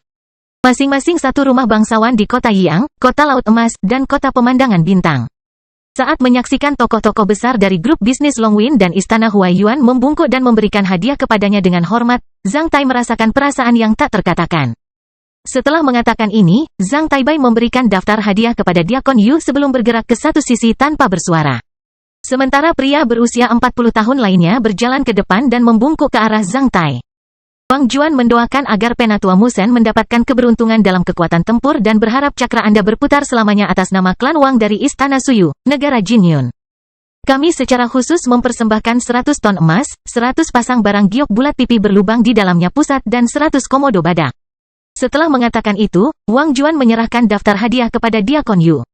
Orang lain berjalan keluar dan membungkuk ke arah Zhang Tai. Lan Xiuquan mendoakan agar Penatua Musen mendapatkan keberuntungan dalam kekuatan tempur dan berharap cakra Anda berputar selamanya atas nama klan Lan, Istana Bansin, Negara Jinyun. Kami secara khusus mempersembahkan 100 ton emas, 1000 kristal kelas atas, dan 100 kilogram kemurahan hati dewa. Dupa. Setelah klan Lan, klan Ou dari Istana Cuisui, klan Dantai dari Istana Tuisi, klan Li dari Istana Qingmu, dan klan Dongfang dari Negara Qilan menyampaikan harapan dan hadiah mereka masing-masing. Para pemberi selamat itu melewati Zhang Tai satu demi satu, sementara daftar hadiah di tangan Diakon Yu semakin tebal. Dia harus memasukkannya ke dalam piring emas. Zhang Tai terkejut di dalam hati, apa-apaan ini? Ini lebih seperti upacara penjarahan daripada upacara memutar cakra. Zhang Tai akrab dengan beberapa item dalam daftar hadiah, sedangkan untuk item lainnya, mereka belum pernah mendengarnya sama sekali. Saat tiba giliran Kekaisaran Norman, yang memberi selamat adalah pria pirang parubaya yang baru saja berada di depan Reinhardt dan Leibniz. Phyllis, putra mahkota Kekaisaran Norman mendoakan agar Penatua Musen mendapat keberuntungan dalam kekuatan tempur dan berharap cakramu berputar selamanya atas nama keluarga kerajaan Kekaisaran Norman. Kami secara khusus mempersembahkan hadiah kecil untuk Penatua Musen, 200 ton emas, 20 kristal elemen tanah, 100 peti segala jenis perhiasan. Dan 100 keindahan. Putra mahkota berbicara bahasa Hua dengan sangat lancar. Hadiahnya bahkan bisa menyamai hadiah istana Hua Yuan, terutama kristal elemen tanah. Semua orang dikejutkan oleh 20 kristal elemen tanah. Mereka bertanya-tanya mengapa Kekaisaran Norman menjalin hubungan dengan tetua muda istana Hua Yuan ini, terutama dengan 100 wanita cantik. Dalam kasus seperti itu, jika Anda tidak mengetahui temperamen Zhang Tai, maka tidak ada seorang pun yang berani menghadirkan wanita kepadanya dengan risiko membuatnya kesal. Ketika dia mendengar 100 wanita cantik, Zhang Tai melirik Leibniz dan Reinhardt di kejauhan tanpa daya. Kolonel Leibniz bahkan memperlihatkan senyuman rendah hati kepada Zhang Tai. Tak perlu dikatakan lagi, Zhang Tai menyadari bahwa hubungan asmara miliknya pasti sudah diketahui dengan baik oleh mereka. Oleh karena itu, mereka melayani kesenangannya. Setelah kata-kata putra mahkota Kekaisaran Norman, Zhang Tai merasakan ekspresi kesal. Dia mengejar tatapan pemiliknya dan menemukan Putri Candis sedang mencibir mulut mungilnya ke arahnya. Kastil Besi Hitam bab 767, mengucapkan perpisahan. Pada tanggal 9 November, sebuah pangkalan kapal udara di luar kota Yang. Sebelum menaiki pesawat tersebut, Putri Candis berbalik dan berlari ke pelukan Zhang Tai dan memberinya ciuman yang dalam. Sayang, aku sangat merindukanmu, maukah kamu kembali untukku? Saya akan. Zhang Tai menepuk pantatnya sambil tersenyum. Menyaksikan dua orang saling berpelukan, semua perwakilan Kekaisaran Raimlan lainnya menghilang. Putri Candis sangat cantik. Dalam seminggu terakhir di prefektur Huaiyuan, wanita ini membawa banyak kesenangan bagi Zhang Tai. Hasilnya, Zhang Tai memiliki pemahaman yang lebih mendalam tentang kata putri. Singkatnya semua putri dalam dongeng itu menipu. Kau berjanji padaku, desak Putri Candis. Saya berjanji. Putri Candis langsung memegang benda itu di selangkangan Zhang Tai dengan cara yang berani. Seperti berjabat tangan, dia mulai melambaikannya sambil menjilat daun telinga Zhang Tai dengan lembut dan memasukkannya ke dalam mulutnya. Dia kemudian dengan lemah menggigitnya dan menyelipkan lidahnya ke atasnya. Udara panas dan manis dihembuskan langsung ke telinga Zhang Tai. Sayang, kamu bisa menemaniku untuk jarak yang lebih jauh. Ketika pesawat meninggalkan prefektur Huaiyuan, kamu bisa terbang kembali. Kita punya waktu 3 jam lagi. Keberanian Putri Candis membuat Zhang Tai merasa malu di depan umum. Syukurlah, wanita yang mengenakan longwet dan selendang musang putri yang cemerlang ini akhirnya menaiki pesawat tersebut. Saat menyaksikan pesawat itu berangkat, Zhang Tai menghela nafas dalam-dalam. Hanya kurang dari seminggu sejak upacara rotasi cakra, angin yang datang dari barat laut tiba-tiba menjadi dingin di kota Yang, terutama di pangkalan pesawat terbuka. Putri Candis adalah orang terakhir yang meninggalkan kota Yang di antara semua tamu. Pada tanggal 5 November Zerom dan Kapten Kerlin telah meninggalkan kota Yang. Di hari yang sama, Zhang Tai mengundang mereka makan malam. Akhirnya, Zhang Tai mengantarkan mereka ke pangkalan pesawat. Karena alasan ini, kedua orang tersebut langsung menjadi bintang di antara perwakilan Armes, kerajaan tentara bayaran. Karena obat-obatan serbaguna, pertukaran antara Armes dan Istana Huaiyuan menjadi semakin intim tahun ini. Armes membutuhkan lebih banyak bantuan dari Istana Huaiyuan, oleh karena itu, kelompok tentara bayaran utama di Armes membawakan Zhang Tai hadiah besar. Karena jarangnya bencana boneka iblis di sub-benua Wai dan tuntutan keselamatan dari orang-orang kaya dan kelompok bisnis membawa kejayaan tentara bayaran dan kelompok tentara bayaran di awal perang. Tentara bayaran dan kelompok tentara bayaran mungkin merupakan satu-satunya profesi dan organisasi manusia yang menghargai datangnya perang suci dan dunia yang kacau balau. Dalam perang suci sebelumnya, banyak orang yang galak dan berkuasa muncul dalam kelompok tentara bayaran dan tentara bayaran. Setelah setiap perang suci, Akan selalu ada banyak kelompok tentara bayaran atau tokoh-tokoh hebat dalam kelompok tentara bayaran yang mendaftarkan ambisi mereka untuk menjadi raja dengan mendirikan negara. Jerome sekarang menjadi kepala Departemen Logistik Thor Mercenary Group, yang telah menetapkan posisinya di Thor's Mercenary Group. Kapten Kerlin yang pergi mencari perlindungan dengan Jerome setelah jatuh cinta telah menjadi kepala batalion di grup tentara bayaran Thor. Sebenarnya, Zhang Tai selalu merasa bahwa Kapten Kerlin tidak akan merasa nyaman di sekolah atau tentara reguler berdasarkan temperamennya. Mungkin, dia akan merasa lebih bebas dalam kelompok tentara bayaran. Setelah berpikir sejenak, Zhang Tai benar-benar merasa bahwa dia ditakdirkan untuk berbagi perasaan dengan Kapten Kerlin. Setelah Nona Daina menikah dengan seorang dokter, Zhang Tai dan Kapten Kerlin sama-sama kecewa. Setelah bertemu Kapten Kerlin dan Jerome, Zhang Tai memahami banyak hal. Semua kesuksesan dan pertumbuhan perlu dibayar. Ada yang terlihat, ada pula yang tidak. Beberapa dapat disimpan setelah Anda berusaha, namun, beberapa tidak dapat dipertahankan meskipun Anda berusaha. Sebelumnya, dia adalah murid mereka, sekarang, dia adalah ksatria tua Istana Huaiyuan. Perbedaan yang sangat tajam antara posisi mereka. Oleh karena itu, Jerome dan Kapten Kerlin terlihat agak terkendali di depan Zhang Tai. Sebenarnya, Zhang Tai lebih menyukai mantan Kapten Kerlin yang selalu ceroboh di hadapannya. Sayangnya, Kapten Kerlin tidak pernah bisa ceroboh di depan seorang kesatria, terutama jika kesatria itu adalah muridnya. Mungkin, satu-satunya hal yang Zhang Tai rasa tidak berubah adalah kepercayaan dan persahabatan di antara mereka yang dibangun di kota Black Hot. Meskipun kepercayaan dan persahabatan seperti itu tidak bisa dihindari dan bermanfaat, itu lebih baik daripada tidak sama sekali. Perwakilan Kekaisaran Norman meninggalkan kota Yang pada tanggal 6 November. Sebelum mereka pergi, Zhang Tai mengadakan pertemuan independen dengan Phyllis, putra mahkota Kekaisaran Norman. Yang membuat hubungan antara Zhang Tai dan keluarga kerajaan yang diwakili oleh Phyllis menjadi lebih dekat. Phyllis tidak meninggalkan kota Yang dengan pesawat, melainkan dengan kereta api. Phyllis bertanggung jawab atas kota Tayan atas nama keluarga kerajaan Kekaisaran Norman. Daerah yang menggabungkan kota Tayan, kota Yunzhu, dan kota Qihai yang dibeli Kekaisaran Norman dari Istana Huaiyuan disebut Ben-Nolisburg, yang berarti benteng harapan dalam bahasa Kekaisaran Norman. Keluarga kerajaan Kekaisaran Norman menganggap Ben-Nolisburg sebagai harapan untuk menstabilkan hati masyarakat di dalam negeri dan mencari peremajaan di masa depan. Kolonel Leibniz ditinggalkan di kota Yang oleh Phyllis dan menjadi kepala badan penghubung Kekaisaran Norman di kota Yang. Tidak perlu disebutkan siapa yang akan dihubungi oleh lembaga penghubung ini. Dalam 2 bulan, dengan evakuasi pasukan Istana Huaiyuan dan para tetua, Zhang Tai, kepala korps badai dan tetua klan Istana Huaiyuan akan menjadi tokoh Istana Huaiyuan yang paling kuat di anak benua Wei. Meskipun Kekaisaran Norman tidak perlu menyanjung Zhang Tai, setidaknya mereka harus menjalin hubungan baik dengannya. Meskipun Kolonel Leibniz ditinggalkan di kota Yang, 100 wanita cantik yang belum pernah dilihat Zhang Tai dikembalikan ke Phyllis. Zhang Tai bahkan berpikir untuk mengembalikan para wanita di Longside Peak kepada para tetua Istana Huaiyuan, belum lagi para wanita yang dikaruniai oleh Kekaisaran Norman. Zhang Tai menganggap cinta bebas adalah yang terbaik. Selain itu, Zhang Tai yakin jika dia mengambil wanita cantik ini dari Kekaisaran Norman, Lan Yunxi tidak akan pernah menikah dengannya di masa depan. Dalam aspek ini, tidak ada bedanya antara Lan Yunxi dan wanita lain karena mereka semua posesif. Hubungan cintaku di kota Black Hot telah membuat Lan Yunxi sangat tidak bahagia. Jika saya tetap tidak berubah, Lan Yunxi mungkin akan kecewa dengan saya. Perwakilan klan Taixi juga meninggalkan kota Yang pada tanggal 6 November. Kali ini, klan Taixi menghadiahkan 25 ton emas dan pedang panjang rune kelas atas dengan atribut ganda kepada Zhang Tai. Itu sudah menjadi hadiah besar bagi klan kecil seperti klan Taixi di negara Jinyun. Oleh karena itu, sebelum mereka kembali, Zhang Tai meminta grup bisnis Jinwu untuk memuat 50.000 botol obat serbaguna ke pesawat klan Taixi sebagai hadiah. Mata Taixi Chi menjadi sedikit merah sebelum dia naik ke pesawat. Ayahnya juga memiliki kesan yang baik terhadap Zhang Tai. Namun, Zhang Tai merasa sedikit malu dengan adik perempuan Taixi Chi yang berkaki panjang, Taixi Nichang, yang menoleh ke arahnya beberapa kali sebelum pergi. Kastil Besi Hitam bab 768, Tanggung Jawab. Setelah mengantar Putri Candis, Zhang Tai melihat sebuah sedan hitam parkir di sisinya tanpa suara. Ini adalah kendaraan eksklusif untuk sesepuh Istana Huaiyuan, sebuah sedan super mewah yang diimpor dari negara Taixia, benua timur. Sedan ini memiliki merek yang sama dengan mobil super sport Fire Dragon T9 yang pernah dikendarai Zhang Tai. Namun, mereka memiliki gaya yang sangat berbeda. Jika Fire Dragon T9 dengan garis-garis tajam milik anak-anak muda pemberontak, kendaraan berbentuk persegi dan stabil ini pasti menjadi favorit para tetua.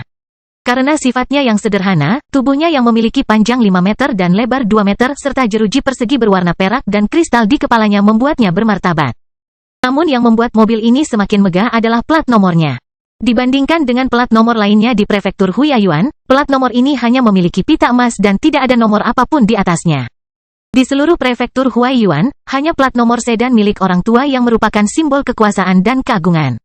Setelah mobil diparkir, pengemudi buru-buru turun dan membukakan pintu untuk Zhang Tai. Pengemudi ini bukanlah orang biasa, tapi seorang ahli pertempuran hebat tingkat 12 yang telah menerima pelatihan ketat. Pengemudinya sendiri sudah cukup untuk menangani banyak masalah. Nama pengemudinya adalah Zhang Long, keturunan klan Zhang di istana Huaiyuan. Dia benar-benar setia pada klan Zhang. Setelah Zhang Tai memasuki mobil, Zhang Long menutup pintu dari luar. Setelah itu, dia kembali ke kursi pengemudi dan mengemudikan mobilnya keluar dari pangkalan pesawat. Elder Musen, kemana tujuanmu? Zhang Long bertanya dengan hormat. Bawa aku ke Gunung Yiyang dulu? Zhang Tai menjawab sambil bersandar pada bantal nyaman di kursi belakang dan perlahan-lahan menenangkan dirinya. Zhang Long kemudian melaju menuju Gunung Yiyang. Sementara itu, kaca ganda antara kabin dan kursi belakang terangkat secara diam-diam, sehingga Zhang Tai dapat beristirahat dengan baik. Sampai dia melepaskan candis, barulah Zhang Tai merasa ingin benar-benar menyelesaikan upacara pemutaran cakra, yang sebenarnya telah berakhir 1 minggu yang lalu. Kendaraan Fiery Dragon memiliki trim yang sangat mewah, platina cerah dan lembaran dekoratif keramik, butiran kayu cendana ungu tua, dan jok kulit buaya yang nyaman. Sedangkan bagi rakyat jelata, lebih dari 5.000 koin emas sudah merupakan harga yang mahal. Namun, itu adalah hal yang sepele bagi Zhang Tai. Dalam upacara perputaran cakra ini, Zhang Tai telah menerima lebih dari 1.500 ton emas, yang bernilai setidaknya 60 juta koin emas. Ditambah semua hadiah lainnya, dia pasti telah menerima lebih dari 100 juta koin emas. Namun, tidak semua ksatria bisa menerima hadiah sebanyak itu saat mengadakan upacara rotasi cakra. Zhang Tai memahami bahwa sebagian besar pencapaiannya diperoleh dari merek istana Huaiyuan. Ibarat merayakan ulang tahun bayi, hadiah yang diterimanya di hari ulang tahunnya tidak akan pernah bisa menandingi hadiah bayi di klan Gregory. Hal ini menunjukkan pengaruh yang berbeda dari klan yang berbeda. Dengan plat nomor busur emas, kendaraan Fiery Dragon Elder melewati kota yang tanpa hambatan. Di tengah perjalanan, banyak kendaraan di depan kendaraan tersebut yang memberi jalan secara sukarela. Di persimpangan, polisi lalu lintas bahkan akan memblokir kendaraan lain dari jalan di kiri dan kanan, sehingga sedan ini dapat mengaksesnya terlebih dahulu. Zhang Tai mengamati arus orang di jalanan. Dia bisa merasakan perubahan di kota Yiyang. Jumlah orang Hua di jalanan semakin berkurang sementara jumlah orang yang datang dari luar semakin meningkat. Banyak orang Hua meninggalkan kota Yiyang dengan kapal penumpang setiap hari menuju benua timur. Sementara itu, banyak orang berdatangan ke kota ini dari utara koridor manusia Black Sun setiap hari. Ada yang mencari perlindungan, ada pula yang mencari kesempatan untuk memindahkan seluruh keluarganya. Harga rumah di kota Yiyang telah meningkat 3 kali lipat dibandingkan 5 tahun lalu ketika Perang Suci pecah. Bahkan lebih panas dari minyak goreng dengan api. Sejumlah besar properti dan industri istana Huaiyuan di kota ini terus-menerus terjual habis dalam beberapa tahun terakhir dengan harga tinggi. Karena kemakmuran tidak normal yang disebabkan oleh perang, sebagian besar orang Hua di istana Huaiyuan dan prefektur Huaiyuan menyadari adanya evakuasi yang bagus. Mereka yang pertama kali membeli industri dan properti istana Huaiyuan dan klan Hua lainnya telah menjualnya dengan harga lebih tinggi. Namun, masih banyak orang yang menginginkan hal tersebut, yang mengindikasikan permintaan pasar yang terus meningkat. Tidak ada yang tahu kapan setan bisa sampai di sini. Oleh karena itu, tidak ada yang tahu siapa yang akan mengambil piring terakhir. Rasanya seperti menabuh genderang untuk membagikan bungkusan itu. Sampai orang tersebut berhenti menabuh genderang, apakah orang lain akan menjadi idiot terakhir? Menyaksikan pemandangan makmur di kota Yiyang, Zhang Tai sedikit menyipitkan matanya. Dia tahu bahwa kemakmuran di sini tidak akan terhenti sampai korps boneka iblis mendaki pegunungan Kalai. Sebagai pelindung terakhir istana Huaiyuan di anak benua Wai dan pemimpin korps badai, Zhang Tai sebenarnya tidak bertanggung jawab melawan iblis dengan mempertaruhkan nyawanya, dia juga tidak akan menjadi penyelamat. Sebaliknya, dia lebih suka kota-kota ini dapat mempertahankan kemakmuran selama mungkin dan istana Huaiyuan dapat memaksimalkan nilai kota-kota ini. Dalam ekspresi yang halus dan mulia, tanggung jawabnya adalah untuk menjaga kelancaran terowongan paling selatan di anak benua Wai. Ini mungkin merupakan terowongan pelarian maritim terakhir bagi banyak orang yang mempunyai kesempatan untuk keluar dari sini sebelum kedatangan setan. Klan lain di negeri Jinyun hampir menerapkan strategi serupa. Zhang Tai sangat jelas mengenai tanggung jawabnya. Seorang ksatria cukup untuk menjaga 3 kota. Setelah tiba di kaki Gunung Yiyang, Zhang Tai turun dari mobil dan menuju ke istana kuil istana Huaiyuan. Dibandingkan dengan istana kuil yang ekstrim dan cemerlang 6 hari yang lalu, istana kuil saat ini terlihat sangat berbeda. Rangka baja padat dan langit-langit dipasang di luar seluruh istana seperti sarang burung. Banyak pengrajin di istana Huaiyuan sibuk membongkar seluruh istana kuil dengan efisiensi yang sangat tinggi. Karena istana Huaiyuan akan meninggalkan anak benua Wei, semua barang di istana kuil ini akan dibongkar, ditandai dengan nomor seri, dikemas dan diangkut melalui laut. Setelah mereka mencapai Provinsi Yuzhou, negara Taixia, seluruh kuil akan dipulihkan dengan jelas. Ketika salah satu tetua pergi ke Gunung Yiyang, Tetua Muwen berdiri di luar istana kuil dengan tangan di punggung. Mengangkat kepalanya, dia sedikit menyipitkan matanya dan mengamati istana kuil istana Huaiyuan dengan tampilan yang mengingatkan. Senja hampir tiba, Penatua Muwen sedang bermandikan sinar matahari, memperlihatkan bayangan yang lebih panjang namun sepi di tanah. Dia menyaksikan para pekerja membongkar istana kuil dengan perasaan yang rumit. Sampai Zhang Tai berjalan ke sisinya, Penatua Muwen mengalihkan pandangannya dari istana kuil ke Zhang Tai. Dia menghela nafas, ketika kami membangun istana kuil, bahkan Tuan Huaiyuan tidak pernah membayangkan bahwa istana kuil ini akan dibongkar. Istana ini menjadi saksi perubahan klan Zhang di istana Huaiyuan selama 2 abad terakhir. Aku benar-benar merasa sedikit kasihan karenanya. Sedang dibongkar, Zhang Tai samar-samar bisa memahami suasana hati Penatua Muwen. Lagi pula, ada begitu banyak tamu di istana yang cemerlang beberapa hari yang lalu, tapi sekarang bangunan itu akan dibongkar dan dibawa pergi, tidak menyisakan apapun lagi. Perubahan tajam dari kemakmuran dan kecemerlangan menuju ketenangan memang akan membuat orang merasakan perubahan. Saya pikir istana Huaiyuan dan istana kuil ini pasti akan berakar di negara Taixia dan memiliki masa depan yang cerah. Semakin banyak ksatria istana Huaiyuan yang akan mengadakan upacara rotasi cakra mereka di sini. Zhang Tai tersenyum. Setelah mendengar kata-kata Zhang Tai, Penatua Muwen langsung menghilangkan perasaan sentimentalnya dengan senyuman di wajahnya. Sebagai tetua klan Zhang, mentalitas mereka jauh lebih matang dibandingkan orang biasa. Hanya sedikit dari mereka yang terperosok dalam keadaan yang puitis dan sentimental. Penatua Muwen hanya menghela nafas karena pemandangan itu. Setelah mendengar kata-kata Zhang Tai, Penatua Muwen segera memulihkan ketenangannya. Sudah merupakan suatu kesempurnaan bahwa istana kuil ini telah menyaksikan ksatria lain dari istana Huaiyuan sebelum meninggalkan prefektur Huaiyuan. Kata Penatua Muwen sambil menyentuh kumis panjangnya. Setelah itu, dia melirik Zhang Tai, apakah putri dari kerajaan Raimlan itu sudah pergi? Ya, Zhang Tai menjawab dengan jujur. Ia tahu bahwa perselingkuhan antara dirinya dan Putri Candis tak luput dari pandangan para tetua lainnya. Karena wanita itu selalu menemaninya akhir-akhir ini, dia tidak bermaksud menyamar menjadi tidak bersalah di depan para tetua lainnya. Selain itu, perselingkuhan seperti itu tidak dapat merusak citranya sama sekali. Saya kembali untuk mengucapkan selamat tinggal kepada Diakon Yu dan gadis-gadis lain di Longside Peak. Saya akan pergi ke kota melihat bintang besok. Selain berkultivasi di luar kota, saya akan pergi ke kota pengamatan bintang. Selalu tinggal di perkemahan Korps Badai. Nanti, waktuku untuk berkunjung ke sini akan lebih sedikit. Penatua Muwen, bisakah kamu membawa pergi gadis-gadis cantik itu? Karena mereka berada pada usia yang baik, aku tidak ingin menyakiti mereka. Tolong bawa mereka kembali dan atur ulang di Taixia. Penatua Muwen terdiam. Dia tahu bahwa Zhang Tai telah mencapai batas kemampuannya ketika berada di pavilion tetua di Longside Peak akhir-akhir ini. Selain itu, Zhang Tai bahkan mengembalikan 100 wanita cantik yang dihadiahkan oleh Kekaisaran Norman tanpa melihatnya. Walaupun Zhang Tai menyukai wanita cantik, namun dia juga mempunyai keuntungan tersendiri. Meski sedikit romantis, dia jauh dari pembunuh wanita.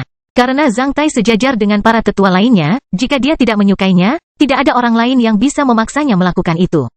Sekarang cara ini tidak berhasil, anggap saja ini akhir. Bagaimanapun, setelah berpromosi menjadi seorang ksatria, dia memiliki umur panjang yang lebih panjang. Jika dia ingin punya bayi, dia tidak akan mendapat masalah selama 200-300 tahun. Pertimbangkan saja nanti. Selain itu, Zhang Tai telah mempunyai 3 bayi, yang merupakan kontribusi untuk istana Huaiyuan. Tenang saja, Penatua Muwen mengangguk. Setelah menangani perselingkuhan di Longside Peak, Zhang Tai langsung meminta Zhang Long mengantarnya kembali ke rumah tua keluarga Zhang di Kota Laut Emas. Ini adalah pertama kalinya Zhang Tai kembali ke rumah tua setelah menjadi tetua klan. Sesampainya di sana, hari sudah gelap. Meski begitu, para penjaga rumah tua itu langsung bersemangat saat melihat plat nomor berbentuk busur emas. 2 orang buru-buru membukakan gerbang untuk Zhang Tai. Setelah itu, salah satu dari mereka buru-buru pergi melapor kepada anggota keluarga di rumah tua itu. Ketika Zhang Long memarkir mobil dan membukakan pintu untuk Zhang Tai, semua anggota keluarga di rumah tua itu telah menunggu Zhang Tai di halaman. Beberapa dari mereka adalah tamu Zhang. Elder Musen. Melihat Zhang Tai turun dari sedan, semua orang buru-buru membungkuk ke arah Zhang Tai kecuali kakek Zhang Tai.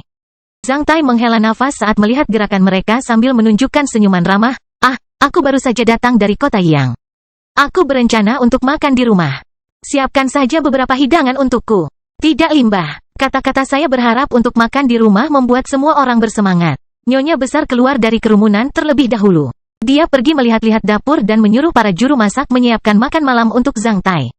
Kedua bibi Zhang Tai juga bergegas pergi membantu nyonya besar. Setelah Zhang Tai mengajukan permintaannya, hal itu menjadi peristiwa besar di rumah tua itu. Di bawah tatapan gembira lelaki tua Zhang Haiti, Zhang Tai berjalan ke depannya dan memanggil kakek. Setelah itu, dia menopang lengan lelaki tua itu dan kembali ke aula utama yang dipenuhi semua anggota keluarga lainnya. Bahkan para penjaga dan pelayan menjadi bersemangat, belum lagi anggota keluarga di rumah tua itu. Kedua tamu di rumah tua itu menemukan kesempatan untuk memperkenalkan diri mereka kepada Zhang Tai. Setelah itu, mereka pergi dengan puas. Sungguh perasaan yang rumit bagi Zhang Tai. Kastil Besi Hitam Bab 769, saya pemimpin Korps Badai. Pada pukul 10 pagi, tanggal 10 Oktober Zhang Tai datang ke perkemahan Korps Badai di luar kota pengamatan bintang setelah mengadakan upacara rotasi cakra. Saat kendaraan Zhang Tai tiba di gerbang perkemahan Korps Badai, dia melihat dua baris perwira senior berdiri di luar gerbang, menunggunya. Zhang Tai membiarkan Zhang Long parkir di gerbang. Setelah itu, dia turun dari kendaraan. Pemimpin Korps Musen, semua perwira senior memberi hormat kepada Zhang Tai pada saat yang bersamaan. Di dalam korps, semua perwira yang ditugaskan akan memanggil pemimpin korps Zhang Tai, bukannya yang lebih tua tanpa memandang gelar dan pangkat mereka. Setelah melirik mereka, Zhang Tai mengangguk. Karena dia telah melihat beberapa dari mereka pada upacara rotasi cakra, dia tidak merasa aneh dengan mereka. Zhang Su, sepupu Zhang Tai, juga berada di tengah kerumunan dengan mengenakan seragam militer letnan kolonel. Berdasarkan pangkatnya, Zhang Su berdiri di belakang tim karena banyak kolonel, kolonel senior, dan mayor jenderal berada di depan Zhang Su. Zhang Tai tahu bahwa Korps Badai ini harus mengetahui hubungan antara dia dan Zhang Su. Melihat Zhang Su tidak keluar untuk menyanjungnya, Zhang Tai mengangguk ke dalam. Melalui detail sekecil itu, Zhang Tai bisa melihat disiplin ketat dan gaya Korps Badai. Separuh dari mereka adalah perwira yang ditugaskan di Hua, separuh lainnya adalah ras manusia lainnya. Korps Badai terdiri dari budak ketika didirikan oleh Istana Huayuan. Oleh karena itu, banyak perwira yang ditugaskan di korps pada awalnya adalah budak. Oleh karena itu, Zhang Tai tidak terkejut melihat petugas yang ditugaskan dengan kulit berwarna-warni ini. Korps Matahari Pemecah Matahari yang terdiri dari murid-murid Istana Huayuan dan murid-murid Hua lainnya telah lama dikirim ke benua timur oleh Istana Huayuan sebagai kartu andalan Istana Huayuan. Untuk menjaga pelaksanaan Istana Huayuan di Provinsi Yuzhou, negara Taixia. Zhang Tai juga melihat beberapa wajah familiar lainnya di antara para petugas yang menyambutnya. Mereka semua adalah tokoh berpengaruh dalam daftar naga tersembunyi di Pulau Naga Tersembunyi. Meskipun Zhang Tai tidak melakukan pertukaran dengan mereka, dia bisa mengingat penampilan mereka. Dia bahkan bisa mengingat nama pria jangkung dan tegap itu Zhang Wumu I. Ketika Zhang Tai berada di teater operasi Selne, orang ini juga ada di sana. Namun, Zhang Tai berada di pasukan pesawat. Orang ini berada dalam regu pemburu iblis di tanah. Meskipun mereka adalah sesama peserta magang, mereka tidak mempunyai kesempatan untuk bertemu satu sama lain setelah tinggal di teater operasi Selne selama lebih dari 1 tahun. Mereka hanya bisa melihat nama satu sama lain di daftar nama eksploitasi militer. Kali ini, status mereka sangat berbeda. Zhang Wumu memperhatikan mantan rekan magang junior di Istana Naga Tersembunyi itu dengan tampilan yang rumit. Zhang Tai mengawasi para petugas yang ditugaskan ini, para perwira yang ditugaskan ini juga mengawasi tetua klan ksatria termuda di Istana Huayuan. Lagi pula, hanya beberapa perwira senior yang memenuhi syarat untuk menghadiri upacara perputaran cakra. Oleh karena itu, sebagian besar petugas yang ditugaskan ini belum pernah melihat Zhang Tai. Di mata para perwira yang ditugaskan ini, Zhang Tai masih terlalu muda. Menurut legenda, Zhang Tai berusia 23 tahun. Namun, semua orang mengira pemimpin korps baru ini baru berusia 16-17 tahun. Dia benar-benar anak laki-laki yang tampan. Di usianya yang begitu muda, rakyat jelata bahkan tidak diperbolehkan bergabung dengan tentara, apalagi menjabat sebagai pemimpin korps badai. Zhang Tai tahu apa yang dipikirkan para petugas yang ditugaskan ini. Namun, dia tidak mempedulikan hal itu. Setelah berpromosi menjadi seorang ksatria sejati, Zhang Tai telah memahami hukum pertama di dunia ksatria. Abaikan saja pemikiran semua orang di bawah LV-15. Karena itu tidak ada artinya bagi para ksatria. Karena ini pertama kalinya aku melihat korps badai, kamu bisa mengajakku berkeliling kam dulu? Zhang Tai langsung masuk ke kam. Setelah bertukar pandang satu sama lain, para petugas yang ditugaskan itu segera menindaklanjutinya. Banyak orang yang sedikit takjub karena mereka tidak membayangkan bahwa pemimpin korps baru dapat memiliki medan ki yang begitu kuat. Jauh dari kepolosan yang seharusnya dimiliki oleh pemuda seusianya. Meskipun pemimpin korps baru ini tetap tinggal di teater operasi Selne, dia hanyalah seorang prajurit biasa. Bagaimana dia bisa membentuk medan ki yang kuat dan sikap percaya diri? Jika mereka mengetahui apa yang dialami Zhang Tai selama ini, maka mereka tidak akan berpikiran seperti itu. Apa yang dialami Zhang Tai bisa membuat semua orang kewalahan saat ini, baik di hutan belantara es dan salju, wilayah operasi Selne, atau dalam situasi munculnya kembali masalah. Ini menjelaskan mengapa Zhang Tai begitu percaya diri. Bukankah orang yang telah membunuh 3 ksatria akan mampu mengalahkan para perwira yang ditugaskan ini? Perkemahan Korps Badai mencakup lebih dari 30 mil persegi. Lebih dari 400.000 tentara berkumpul di sini. Semua fasilitas tempat tinggal dan pelatihan sangat cocok di sini. Seluruh perkemahan itu seperti markas dan benteng. Itu penuh dengan pembunuhan ki di mana-mana. Dalam perjalanan ke sini, Zhang Tai melihat banyak tentara Korps Badai sedang melatih diri mereka secara maksimal. Melihat ke kejauhan, Zhang Tai melihat totem pertempuran ki muncul dari tempat latihan.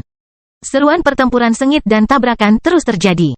Zhang Tai hanya melihat sekeliling sambil mendengarkan perkenalan petugas yang ditugaskan di sisinya. Jika tidak dibandingkan dengan Korps Iblis Super, Korps Badai adalah kekuatan yang sangat kuat di antara semua korps manusia di anak benua Wai. Kualitas komprehensif dan kekuatan tempur dari para perwira dan tentara yang ditugaskan pasti dapat menandingi kartu truf Kekaisaran Norman yang telah dikirim ke teater operasi Selne. Zhang Tai merasa cukup puas. Mereka segera datang ke tempat latihan pasukan lapis baja. Lapangan latihan ini berada di bawah lereng bukit. Ratusan kendaraan lapis baja dan tangki uap berlarian di lapangan latihan, menyebabkan debu menutupi seluruh lapangan latihan. Ada kendaraan lapis baja yang dibuang di tengah lapangan latihan yang dijadikan sasaran. Ketika kendaraan lapis baja dan tank itu bergegas menuju ke sini, mereka semua mengarahkan dan menembak ke arah kendaraan yang dituju. Tangki uap yang rusak diparkir di salah satu sisi lapangan latihan sementara anggota tangki tersebut berusaha memperbaikinya secara intensif. Zhang Tai kemudian berjalan menuju tangki yang rusak itu, diikuti oleh semua petugas Korps Badai. Berdiri tegak. Melihat banyaknya perwira yang ditugaskan, Kapten berpangkat Letnan 2 yang sedang memperbaiki tank dengan wajah berkeringat buru-buru mengeluarkan perintah kepada seluruh anggota tank itu. Setelah itu, dia menghentikan apa yang dia lakukan dan berdiri tegak, menimbulkan suara pah. Ada apa dengan tangki itu? Zhang Tai bertanya. Pemimpin peleton Letnan 2 itu tidak tahu siapa pemuda ini. Namun, karena tidak ada perwira lain yang berani berbicara, dia tahu bahwa pemuda ini memiliki latar belakang yang bagus. Pak, ada yang salah dengan kunci batas tekanan uap di dalam turret tangki. Kami sedang memperbaikinya. Letnan 2 tampak sedikit lebih tua dari 30 tahun. Meskipun dia berkulit putih dan pendek, dia memiliki suara yang nyaring. Zhang Tai mengangguk karena ada yang tidak beres dengan kunci batas tekanan uap di dalam menara tangki. Oleh karena itu, balista berbentuk lembing dikeluarkan dari tangki dan diletakkan di tanah di samping tangki dengan rapi. Zhang Tai mengambil satu dan menimbangnya di tangan. Bisakah kamu menembus tangki yang ditargetkan dengan ini? Baiklah, hanya seorang pemula dengan latar belakang tertentu yang ingin berkunjung ke kamp Korps Badai. Pemimpin peleton Letnan 2 mengeluh di dalam, namun dia tidak berani menunjukkan suasana hatinya di wajahnya. Sebaliknya, dia menjawab dengan keras, "Tidak, Tuan, jika kita ingin menyerang target lapis baja musuh, balista uap biasa agak lemah. Kita dapat menonaktifkan kemampuan manuver kendaraan lapis baja musuh dengan balista api gel yang disesuaikan. Sebenarnya, selama kita punya kekuatan dan kecepatan yang cukup, balada biasa pun bisa menghancurkan kendaraan lapis baja." Zhang Tai berkata sambil melemparkan balista ke arah kendaraan lapis baja yang ditinggalkan lebih dari 1 mil jauhnya. Dengan guntur di atas lapangan latihan, balista membutuhkan waktu kurang dari 1 detik untuk mengobrak-abrik kendaraan lapis baja target tersebut seperti sambaran petir mengerikan yang jatuh dari langit setelah terbang lebih dari 1000 meter. Selain itu, target itu terbang puluhan meter jauhnya seperti mainan yang ditendang oleh anak kecil dan berubah menjadi potongan-potongan. Selain itu, sebuah lubang besar dengan lebar lebih dari 3 meter dan kedalaman lebih dari 2 meter terbentuk di tanah tempat kendaraan lapis baja itu baru saja berhenti. Setelah mendengar suara keras, semua kendaraan lapis baja dan tank yang sedang berlatih, langsung berhamburan karena pengemudinya mengira kamp sedang diserang. Melihat mereka dari jauh, kendaraan lapis baja itu seperti berudu yang ditakuti oleh hiu yang tiba-tiba menyusup ke dalam tangki ikan. Balista biasa menjadi destruktif karena tangan Zhang Tai. Para perwira di belakang Zhang Tai dan peleton Letnan 2 yang baru saja menjawab pertanyaan Zhang Tai menjadi tercengang ketika mereka gemetar dan merasa sesak. Dengan busur yang menakutkan, bahkan roh tempur LV-15 pun akan langsung terbunuh. Penatua Murai, mantan pemimpin Korps Badai, juga memiliki kekuatan tempur yang hebat. Namun, tidak ada yang bisa melakukannya dengan mudah. Apakah orang ini pemimpin korps yang baru? Sampai saat itu tiba, semua perwira Korps Badai menyegarkan kembali pengakuan mereka terhadap Zhang Tai. Zhang Tai menepuk-nepuk debu di tangannya sambil tersenyum ke arah para petugas yang ditugaskan itu. Yah, aku hampir melihat sekeliling kamp. Tunjukkan padaku ruang konferensinya. Ayo kita rapat. Aku akan menyatakan beberapa keputusan. Kastil Besi Hitam bab 773 garis. Di ruang konferensi besar Korps Badai, ratusan petugas yang ditugaskan sedang duduk diam, membusungkan dada dan menatap Zhang Tai. Banyak dari mereka yang menebak-nebak keputusan yang akan diambil pemimpin korps baru. Hingga saat itu, masih banyak perwira yang masih tenggelam dalam sambaran petir yang dilancarkan Zhang Tai. Ada peta pertempuran militer besar di dinding di belakang Zhang Tai. Zhang Tai memperhatikan peta itu dengan punggung menghadap petugas yang ditugaskan. Setelah beberapa saat, dia mengambil 3 spidol warna-warni dan menggambar 3 garis, 1 berwarna merah, 1 berwarna kuning, dan 1 berwarna hijau. Garis merah memotong pegunungan Kalai di tengah koridor manusia Blackson. Garis kuning memotong batas antara negeri Jinyun dan utara negeri Qilan. Jalur hijau memotong sungai Yuanjiang di utara prefektur Huaiyuan. Menonton 3 baris, semua petugas yang ditugaskan terdiam. Banyak dari mereka bahkan sedikit mengerutkan kening karena mereka tidak tahu tentang ketiga baris tersebut. Setelah menjatuhkan spidol warna-warni, Zhang Tai berbalik dan memperhatikan para petugas Korps Badai. 2 bulan kemudian, pasukan utama Istana Huaiyuan akan menyelesaikan evakuasinya dari anak benua Wei. Pada saat itu, Korps Badai kita akan menjadi pasukan utama Badai. Kekuatan terakhir yang tersisa dari Istana Huaiyuan di anak benua Wei. Banyak di antara Anda mungkin bertanya-tanya tentang tugas Korps Badai di masa depan. Saya akan menjelaskannya kepada Anda dengan cara yang paling sederhana.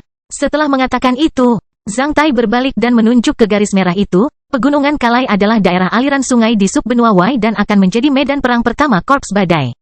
Di masa depan, ketika para iblis sepenuhnya menduduki bagian utara sub-benua Wei benua, pegunungan Kalai akan menjadi penghalang alami terakhir bagi pasukan boneka iblis untuk bergerak ke arah selatan. Dengan kata lain, negara-negara di selatan anak benua Wei pasti akan menghadapi benturan tajam dengan pasukan boneka iblis. Pegunungan Kalai akan menjadi teater operasi Selne yang kedua. Namun, karena medannya yang khusus, hanya sedikit pasukan manusia yang dapat memasuki wilayah ini. Persyaratan pertamaku adalah para pejuang di atas LV9 di Korps Badai harus dibagi menjadi 3 kelompok. Setiap kelompok akan memasuki pegunungan Kalai pada tahun setiap 4 bulan sekali agar terbiasa dengan lingkungan pertempuran di pegunungan Kalai. Mereka dapat melakukan persiapan untuk pertempuran di masa depan. Pegunungan Kalai adalah medan perang gerilya para pejuang di atas LV9 Korps Badai. Saya memberi wewenang kepada semua komandan dari 3 kelompok yang memasuki pegunungan Kalai hak untuk membuat keputusan sesuai keinginannya. Di wilayah ini, Anda benar-benar bebas dan tidak perlu mendengarkan bimbingan siapapun. Segala sesuatu di medan perang akan ditentukan oleh komandan sesuai dengan situasinya. Setelah mendengar kata-kata Zhang Tai, semua petugas yang bertugas saat ini terkejut. Itu berarti semua petarung di atas LV9 yang memasuki pegunungan Kalai bisa mendapatkan kebebasan yang besar. Benar sekali, adapun wilayah dari utara negeri Jinyun hingga pegunungan Kalai. Zhang Tai berkata sambil menunjuk ke daerah di antara garis kuning dan garis merah. Ini adalah medan perang Korps Badai yang kedua. Korps boneka iblis belum sepenuhnya bisa dibasmi di wilayah ini. Bencana boneka iblis yang jarang terjadi masih terjadi di sana-sini. Wilayah ini adalah medan perang pasukan kapal udara dan pasukan kemampuan manuver Korps Badai. Anda hanya perlu berpegang pada satu prinsip di wilayah ini. Korps Badai tidak perlu membayar untuk pertempuran di wilayah ini. Anda dapat merujuk ke caranya kelompok tentara bayaran itu mengambil tugas atau langsung bekerja sama dengan kelompok tentara bayaran itu. Saya tidak mengganggu detailnya. Setelah mendengar ini, seorang mayor jenderal tidak bisa menahan diri untuk tidak mengangkat tangannya. Zhang Tai mengangguk ke arahnya. Mayor jenderal itu berdiri dan bertanya, "Pemimpin Korps Musen. Apakah maksud Anda Korps Badai kita bisa mengambil risiko seperti kelompok tentara bayaran itu?" "Mengapa tidak?" Zhang Tai meminta petugas yang ditugaskan untuk duduk sebelum berkata. "Bagaimana Korps Badai bisa berperang tanpa uang? Apa yang akan dimakan dan diminum para pejuang tanpa uang? Bagaimana peralatan kita dirawat dan diperbarui tanpa uang? Istana Huaiyuan bukanlah lembaga amal yang bisa menyelamatkan seluruh koridor manusia Blackson. Jika Anda dapat memusnahkan boneka iblis dan menyelamatkan manusia, Anda berhak mendapatkan uang. Mengapa kami tidak bisa melakukan itu seperti kelompok tentara bayaran? Sebagai korps manusia, kami pasti akan mengirimkan pasukan elit untuk membunuh boneka iblis demi manusia untuk menjaga penghalang manusia pegunungan Kalai. Saya, atas nama Istana Huaiyuan, menyatakan bahwa semua koin tembaga yang dibuat Korps Badai di medan perang mulai hari ini akan disimpan dan didistribusikan secara gratis di Korps Badai. Anda tidak perlu untuk menyerahkannya ke klan. Pada awalnya, para petugas yang ditugaskan itu mengira bahwa Zhang Tai hanyalah seorang ksatria klan tanpa ampun. Setelah mendengar pernyataan Zhang Tai, sebagian besar dari mereka saling bertukar pandang sebelum menjadi bersemangat. Tidak ada seorang pun yang tidak menyukai uang, kaisar, pedagang keliling, atau tentara. Jika pemimpin korps benar-benar mengeluarkan perintah ini, korps badai akan memiliki masa depan yang cerah. Mengenai kemampuan untuk memusnahkan boneka iblis, tentu saja korps badai jauh lebih kuat daripada kelompok tentara bayaran tersebut. Selain itu, kehormatan korps badai tidak dapat ditandingi oleh kelompok tentara bayaran pada umumnya. Bicara soal uang, suasana di ruang konferensi menjadi berbeda. Zhang Tai lalu menunjuk ke arah garis merah. Daerah di selatan sungai Yuanjiang ini adalah markas yang perlu dijaga oleh korps badai, sebagai medan perang ketiga korps badai. Di medan perang ketiga, korps badai harus menjaga keamanan dan ketertiban 3 kota. Dalam penyesuaian pembentukan korps, pasukan yang menjaga ketiga kota harus memperkuat kemampuan tangkas dan kemampuan menangani keadaan darurat. Zhang Tai kemudian menunjuk ke arah garis merah di sungai Yuanjiang itu dengan tegas. Garis merah di sungai Yuanjiang ini adalah garis hidup pasukan kita. Istana Huaiyuan tidak akan menjadikan korps badai sebagai umpan meriam mereka. Oleh karena itu, ketika barisan depan iblis tiba di sungai Yuanjiang, sudah waktunya bagi seluruh korps badai untuk meninggalkan anak benua Wei menuju benua timur melalui laut. Korps badai tidak akan melawan iblis sampai akhir di anak benua Wei. Padahal, kita juga harus berusaha semaksimal mungkin untuk melawan iblis. Jika hari itu benar-benar tiba, aku berharap untuk melihat pemandangan seperti itu lebih dari 90% perwira dan pejuang di korps masih hidup. Selain itu, sebagai laki-laki, tidak ada di antara kalian yang menyesal karena telah melakukan apa yang seharusnya kalian lakukan. Beberapa di antara kalian menjadi lebih kuat, beberapa memiliki lebih banyak uang. Kami semua berdiri di atas kapal dan mengarahkan jari tengah kami ke arah para iblis itu dan berteriak dengan keras. Perang baru saja dimulai, kami belum dikalahkan. Semua petugas korps badai segera memahami apa yang harus mereka lakukan di masa depan. Setelah mengetahui 3 garis yang ditarik oleh pemimpin korps baru mereka, semua orang di korps badai tahu apa yang harus mereka lakukan di masa depan. Setiap petugas yang ditugaskan dapat melihat masa depan korps badai. Karena perang suci, korps badai akan menjadi lebih kuat dan kohesif. Mungkin, mereka akan mendapat masalah, dan mereka tidak akan kehilangan nyawa. Inilah yang dinanti-nantikan oleh setiap perwira dan prajurit korps badai. Dengan 3 garis, 3 medan perang, dan 3 tugas, pria tersebut telah menetapkan nada penyesuaian dalam pembentukan korps badai, yaitu menjadi praktis, bebas, dan cerdas. Pada saat itu, semua perwira korps badai telah ditaklukkan oleh pemimpin korps baru ini. Sungguh merupakan keberuntungan bagi korps badai untuk memiliki pemimpin korps yang baik dari kekuatan tempur, sarana, kecerdasan, dan gaya. Setelah mengamati semua petugas yang ditugaskan di ruang konferensi, Zhang Tai bertanya, apakah ada pertanyaan lagi? Semua petugas yang ditugaskan kemudian menggelengkan kepala secara bersamaan. Baiklah, kamu bisa berangkat kerja sekarang. Zhang Tai melambaikan tangannya seperti pengawas kelas yang baru saja memberikan pekerjaan rumahnya, mulai hari ini. Saya akan selalu berkultivasi di istana pemimpin korps yang bergerak. Anda dapat menangani sisanya sendiri. Ingatlah untuk memberi saya laporan singkat tentang korps setiap setengah bulan. Jangan laporkan hal-hal sepele kepadaku. Tentu saja, korps badai memiliki mekanisme berjalannya sendiri. Zhang Tai tidak ingin membuang waktu untuk memikirkan detail-detail itu. Dia hanya perlu menentukan strategi korps secara keseluruhan. Sebagai seorang ksatria, kuncinya adalah meningkatkan kekuatan tempurnya. Jika dia bisa berpromosi menjadi ksatria bumi, itu akan lebih kuat daripada memiliki 10 korps. Tentu saja, Zhang Tai tidak akan kehilangan substansinya. Setelah bertukar pandang satu sama lain, para perwira korps badai berdiri dan memberi hormat-hormat kepada Zhang Tai. Setelah itu, mereka semua meninggalkan ruang konferensi kecuali seorang direktur jenderal mayor dan seorang konselor kolonel senior dari istana pindahan pemimpin korps. Kedua perwira yang ditugaskan itu adalah komandan utama di istana pindahan pemimpin korps badai yang bertanggung jawab langsung atas Zhang Tai. Sepupu, tunggu sebentar, Zhang Tai berkata. Setelah melihat sekilas ke arah Zhang Su, semua petugas yang ditugaskan pergi, termasuk direktur jenderal besar dan konselor kolonel senior.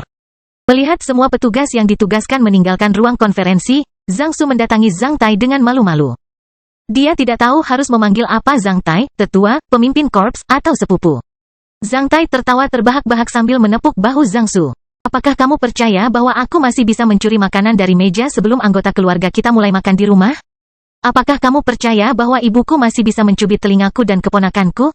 Masih bisa buang air kecil atau buang air kecil di kepalaku? Meski menjadi seorang ksatria, aku juga seorang manusia, aku juga punya anggota keluarga dan saudara laki-lakiku. Jika kamu terus bersikap seperti ini, aku akan mengadu pada yang lain tetua klan bahwa kamu membeda-bedakan tetua. Dengan senyuman tipis, Zhang Su akhirnya melepas topinya dengan malu-malu sambil menggaruk rambutnya. Sejujurnya, jika kamu tidak mengucapkannya, aku tidak akan berani berbicara denganmu. Zhang Tai menjawab sambil tersenyum lebar, aku kembali ke rumah tua tadi malam. Aku makan malam dan tidur nyenyak di sana. Setelah mengetahui bahwa aku akan datang ke Korps Badai hari ini dan tinggal bersamamu, lelaki tua itu, dan yang lainnya anggota keluarga diyakinkan. Zhang Su tersenyum pahit. Ibuku pasti memintamu untuk mengirimku keluar dari pasukan garis depan. Dia selalu mengkhawatirkan hal itu sebelumnya. Dengan kesempatan yang begitu bagus, dia tidak akan menyerah. Hahaha, nak, kenal baik dengan ibunya.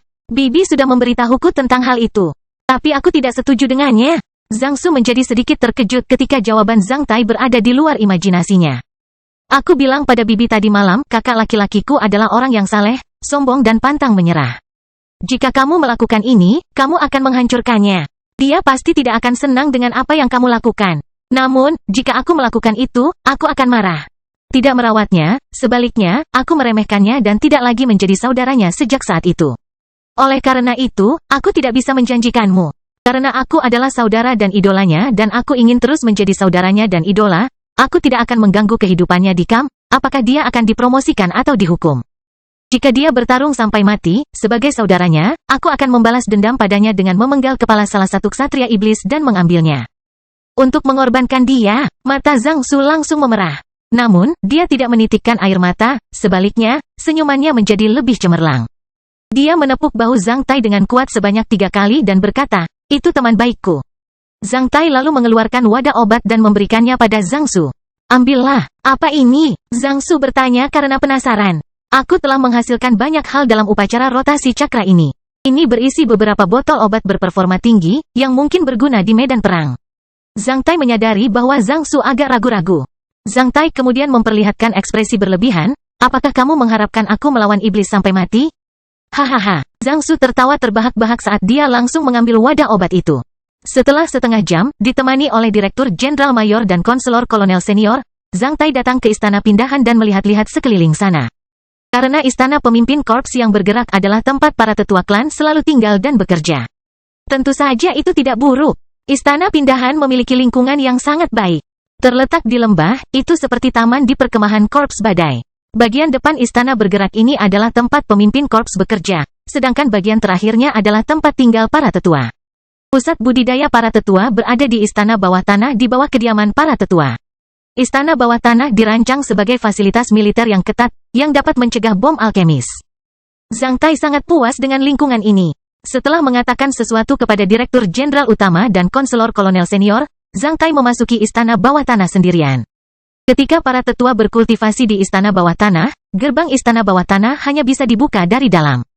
Selain itu, ada jalan keluar darurat di istana bawah tanah, yang hanya diketahui oleh para tetua. Istana bawah tanah ini memiliki kedalaman lebih dari 100 meter, itu cukup tersembunyi. Jika tetua klan berkultivasi di sini, tidak ada yang bisa membangunkan mereka kecuali melalui sarana komunikasi khusus dari luar dalam keadaan darurat.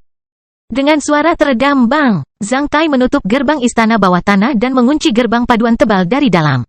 Setelah itu, dia mulai melihat sekeliling tempat ini dengan cermat. Istana bawah tanah ini tampak sangat aneh dalam struktur yang sangat istimewa.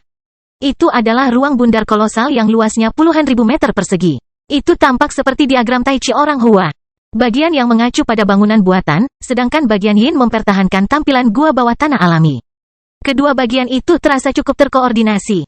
Di bagian samping bangunan buatan terdapat banyak ruangan dengan fungsi tempat tinggal yang berbeda-beda. Ruangan di sini diterangi oleh banyak batu berpendar tua di dinding. Sebaliknya, sisi lain mempertahankan tampilan alami yang gelap gulita. Ada banyak kolom kristal setinggi 1,7 meter, yang ditempatkan di sini dari luar. Karena adanya generator kristal, istana bawah tanah ini mengandung energi yang sangat aktif sehingga terasa cukup nyaman. Tidak diragukan lagi, seseorang akan mempertahankan kondisi terbaiknya ketika berkultivasi di lingkungan seperti itu. Selain kolom kristal tersebut, bagian bawah istana bawah tanah ini juga ditutupi dengan berbagai macam tanaman yang menghasilkan oksigen segar tanpa cahaya alami. Karena keberadaan tanaman tersebut, udara di istana bawah tanah menjadi sangat segar. Dua sungai dengan sumber dan arah aliran berbeda mengalir melewati tanaman tersebut. Ada segerombolan ikan mungil berwarna merah berenang di setiap sungai dengan gembira. Sementara buah-buahan berbentuk kacang pinus hitam dan pedal eksotis yang jatuh ke sungai menjadi makanan mereka. Sumber air berasal dari aliran bawah tanah yang dapat diminum. Ikan itu juga istimewa karena sangat pilih-pilih dan sensitif terhadap lingkungan hidup mereka. Jika ada yang tidak beres dengan airnya, ikannya akan mati terlebih dahulu, sehingga memberikan peringatan kepada orang yang ingin minum air. Karena ada dua anak sungai, maka bila yang satu bermasalah, anak sungai yang lain bisa dijadikan pengganti. Ketika gerbang bawah tanah ditutup, bahan hidup di sini tersedia untuk ditanam oleh tetua klan hingga 50 tahun di sini. Zhang Tai sekali lagi merasakan hak istimewa sebagai tetua klan di Istana Huaiyuan. Tempat seperti itu mewah bagi siapa saja yang ingin bermeditasi di sini. Istana bawah tanah yang halus dan khas tanpa celah apapun di kedalaman 100 meter tidak dapat dibuat oleh klan biasa. Setelah berkeliling di ruang bawah tanah, Zhang Tai menjadi sangat yakin. Zhang Tai melihat 21 kristal elemen tanah menyinari cahaya keemasan di atas meja berbatu di ruangan kompleks buatan. Setelah meminumnya, Zhang Tai tersenyum. Dia melambaikan tangannya dan memindahkan semua kristal elemen tanah ke dalam kastil besi hitam. Setelah itu, dia juga memasuki kastil besi hitam. Sejak dia berangkat ke hutan belantara es dan salju, Zhang Tai sudah lama tidak memasuki kastil besi hitam. Sudah lebih dari 50 hari. Sudah waktunya aku menikmati buah dari pohon kecil itu, pikir Zhang Tai.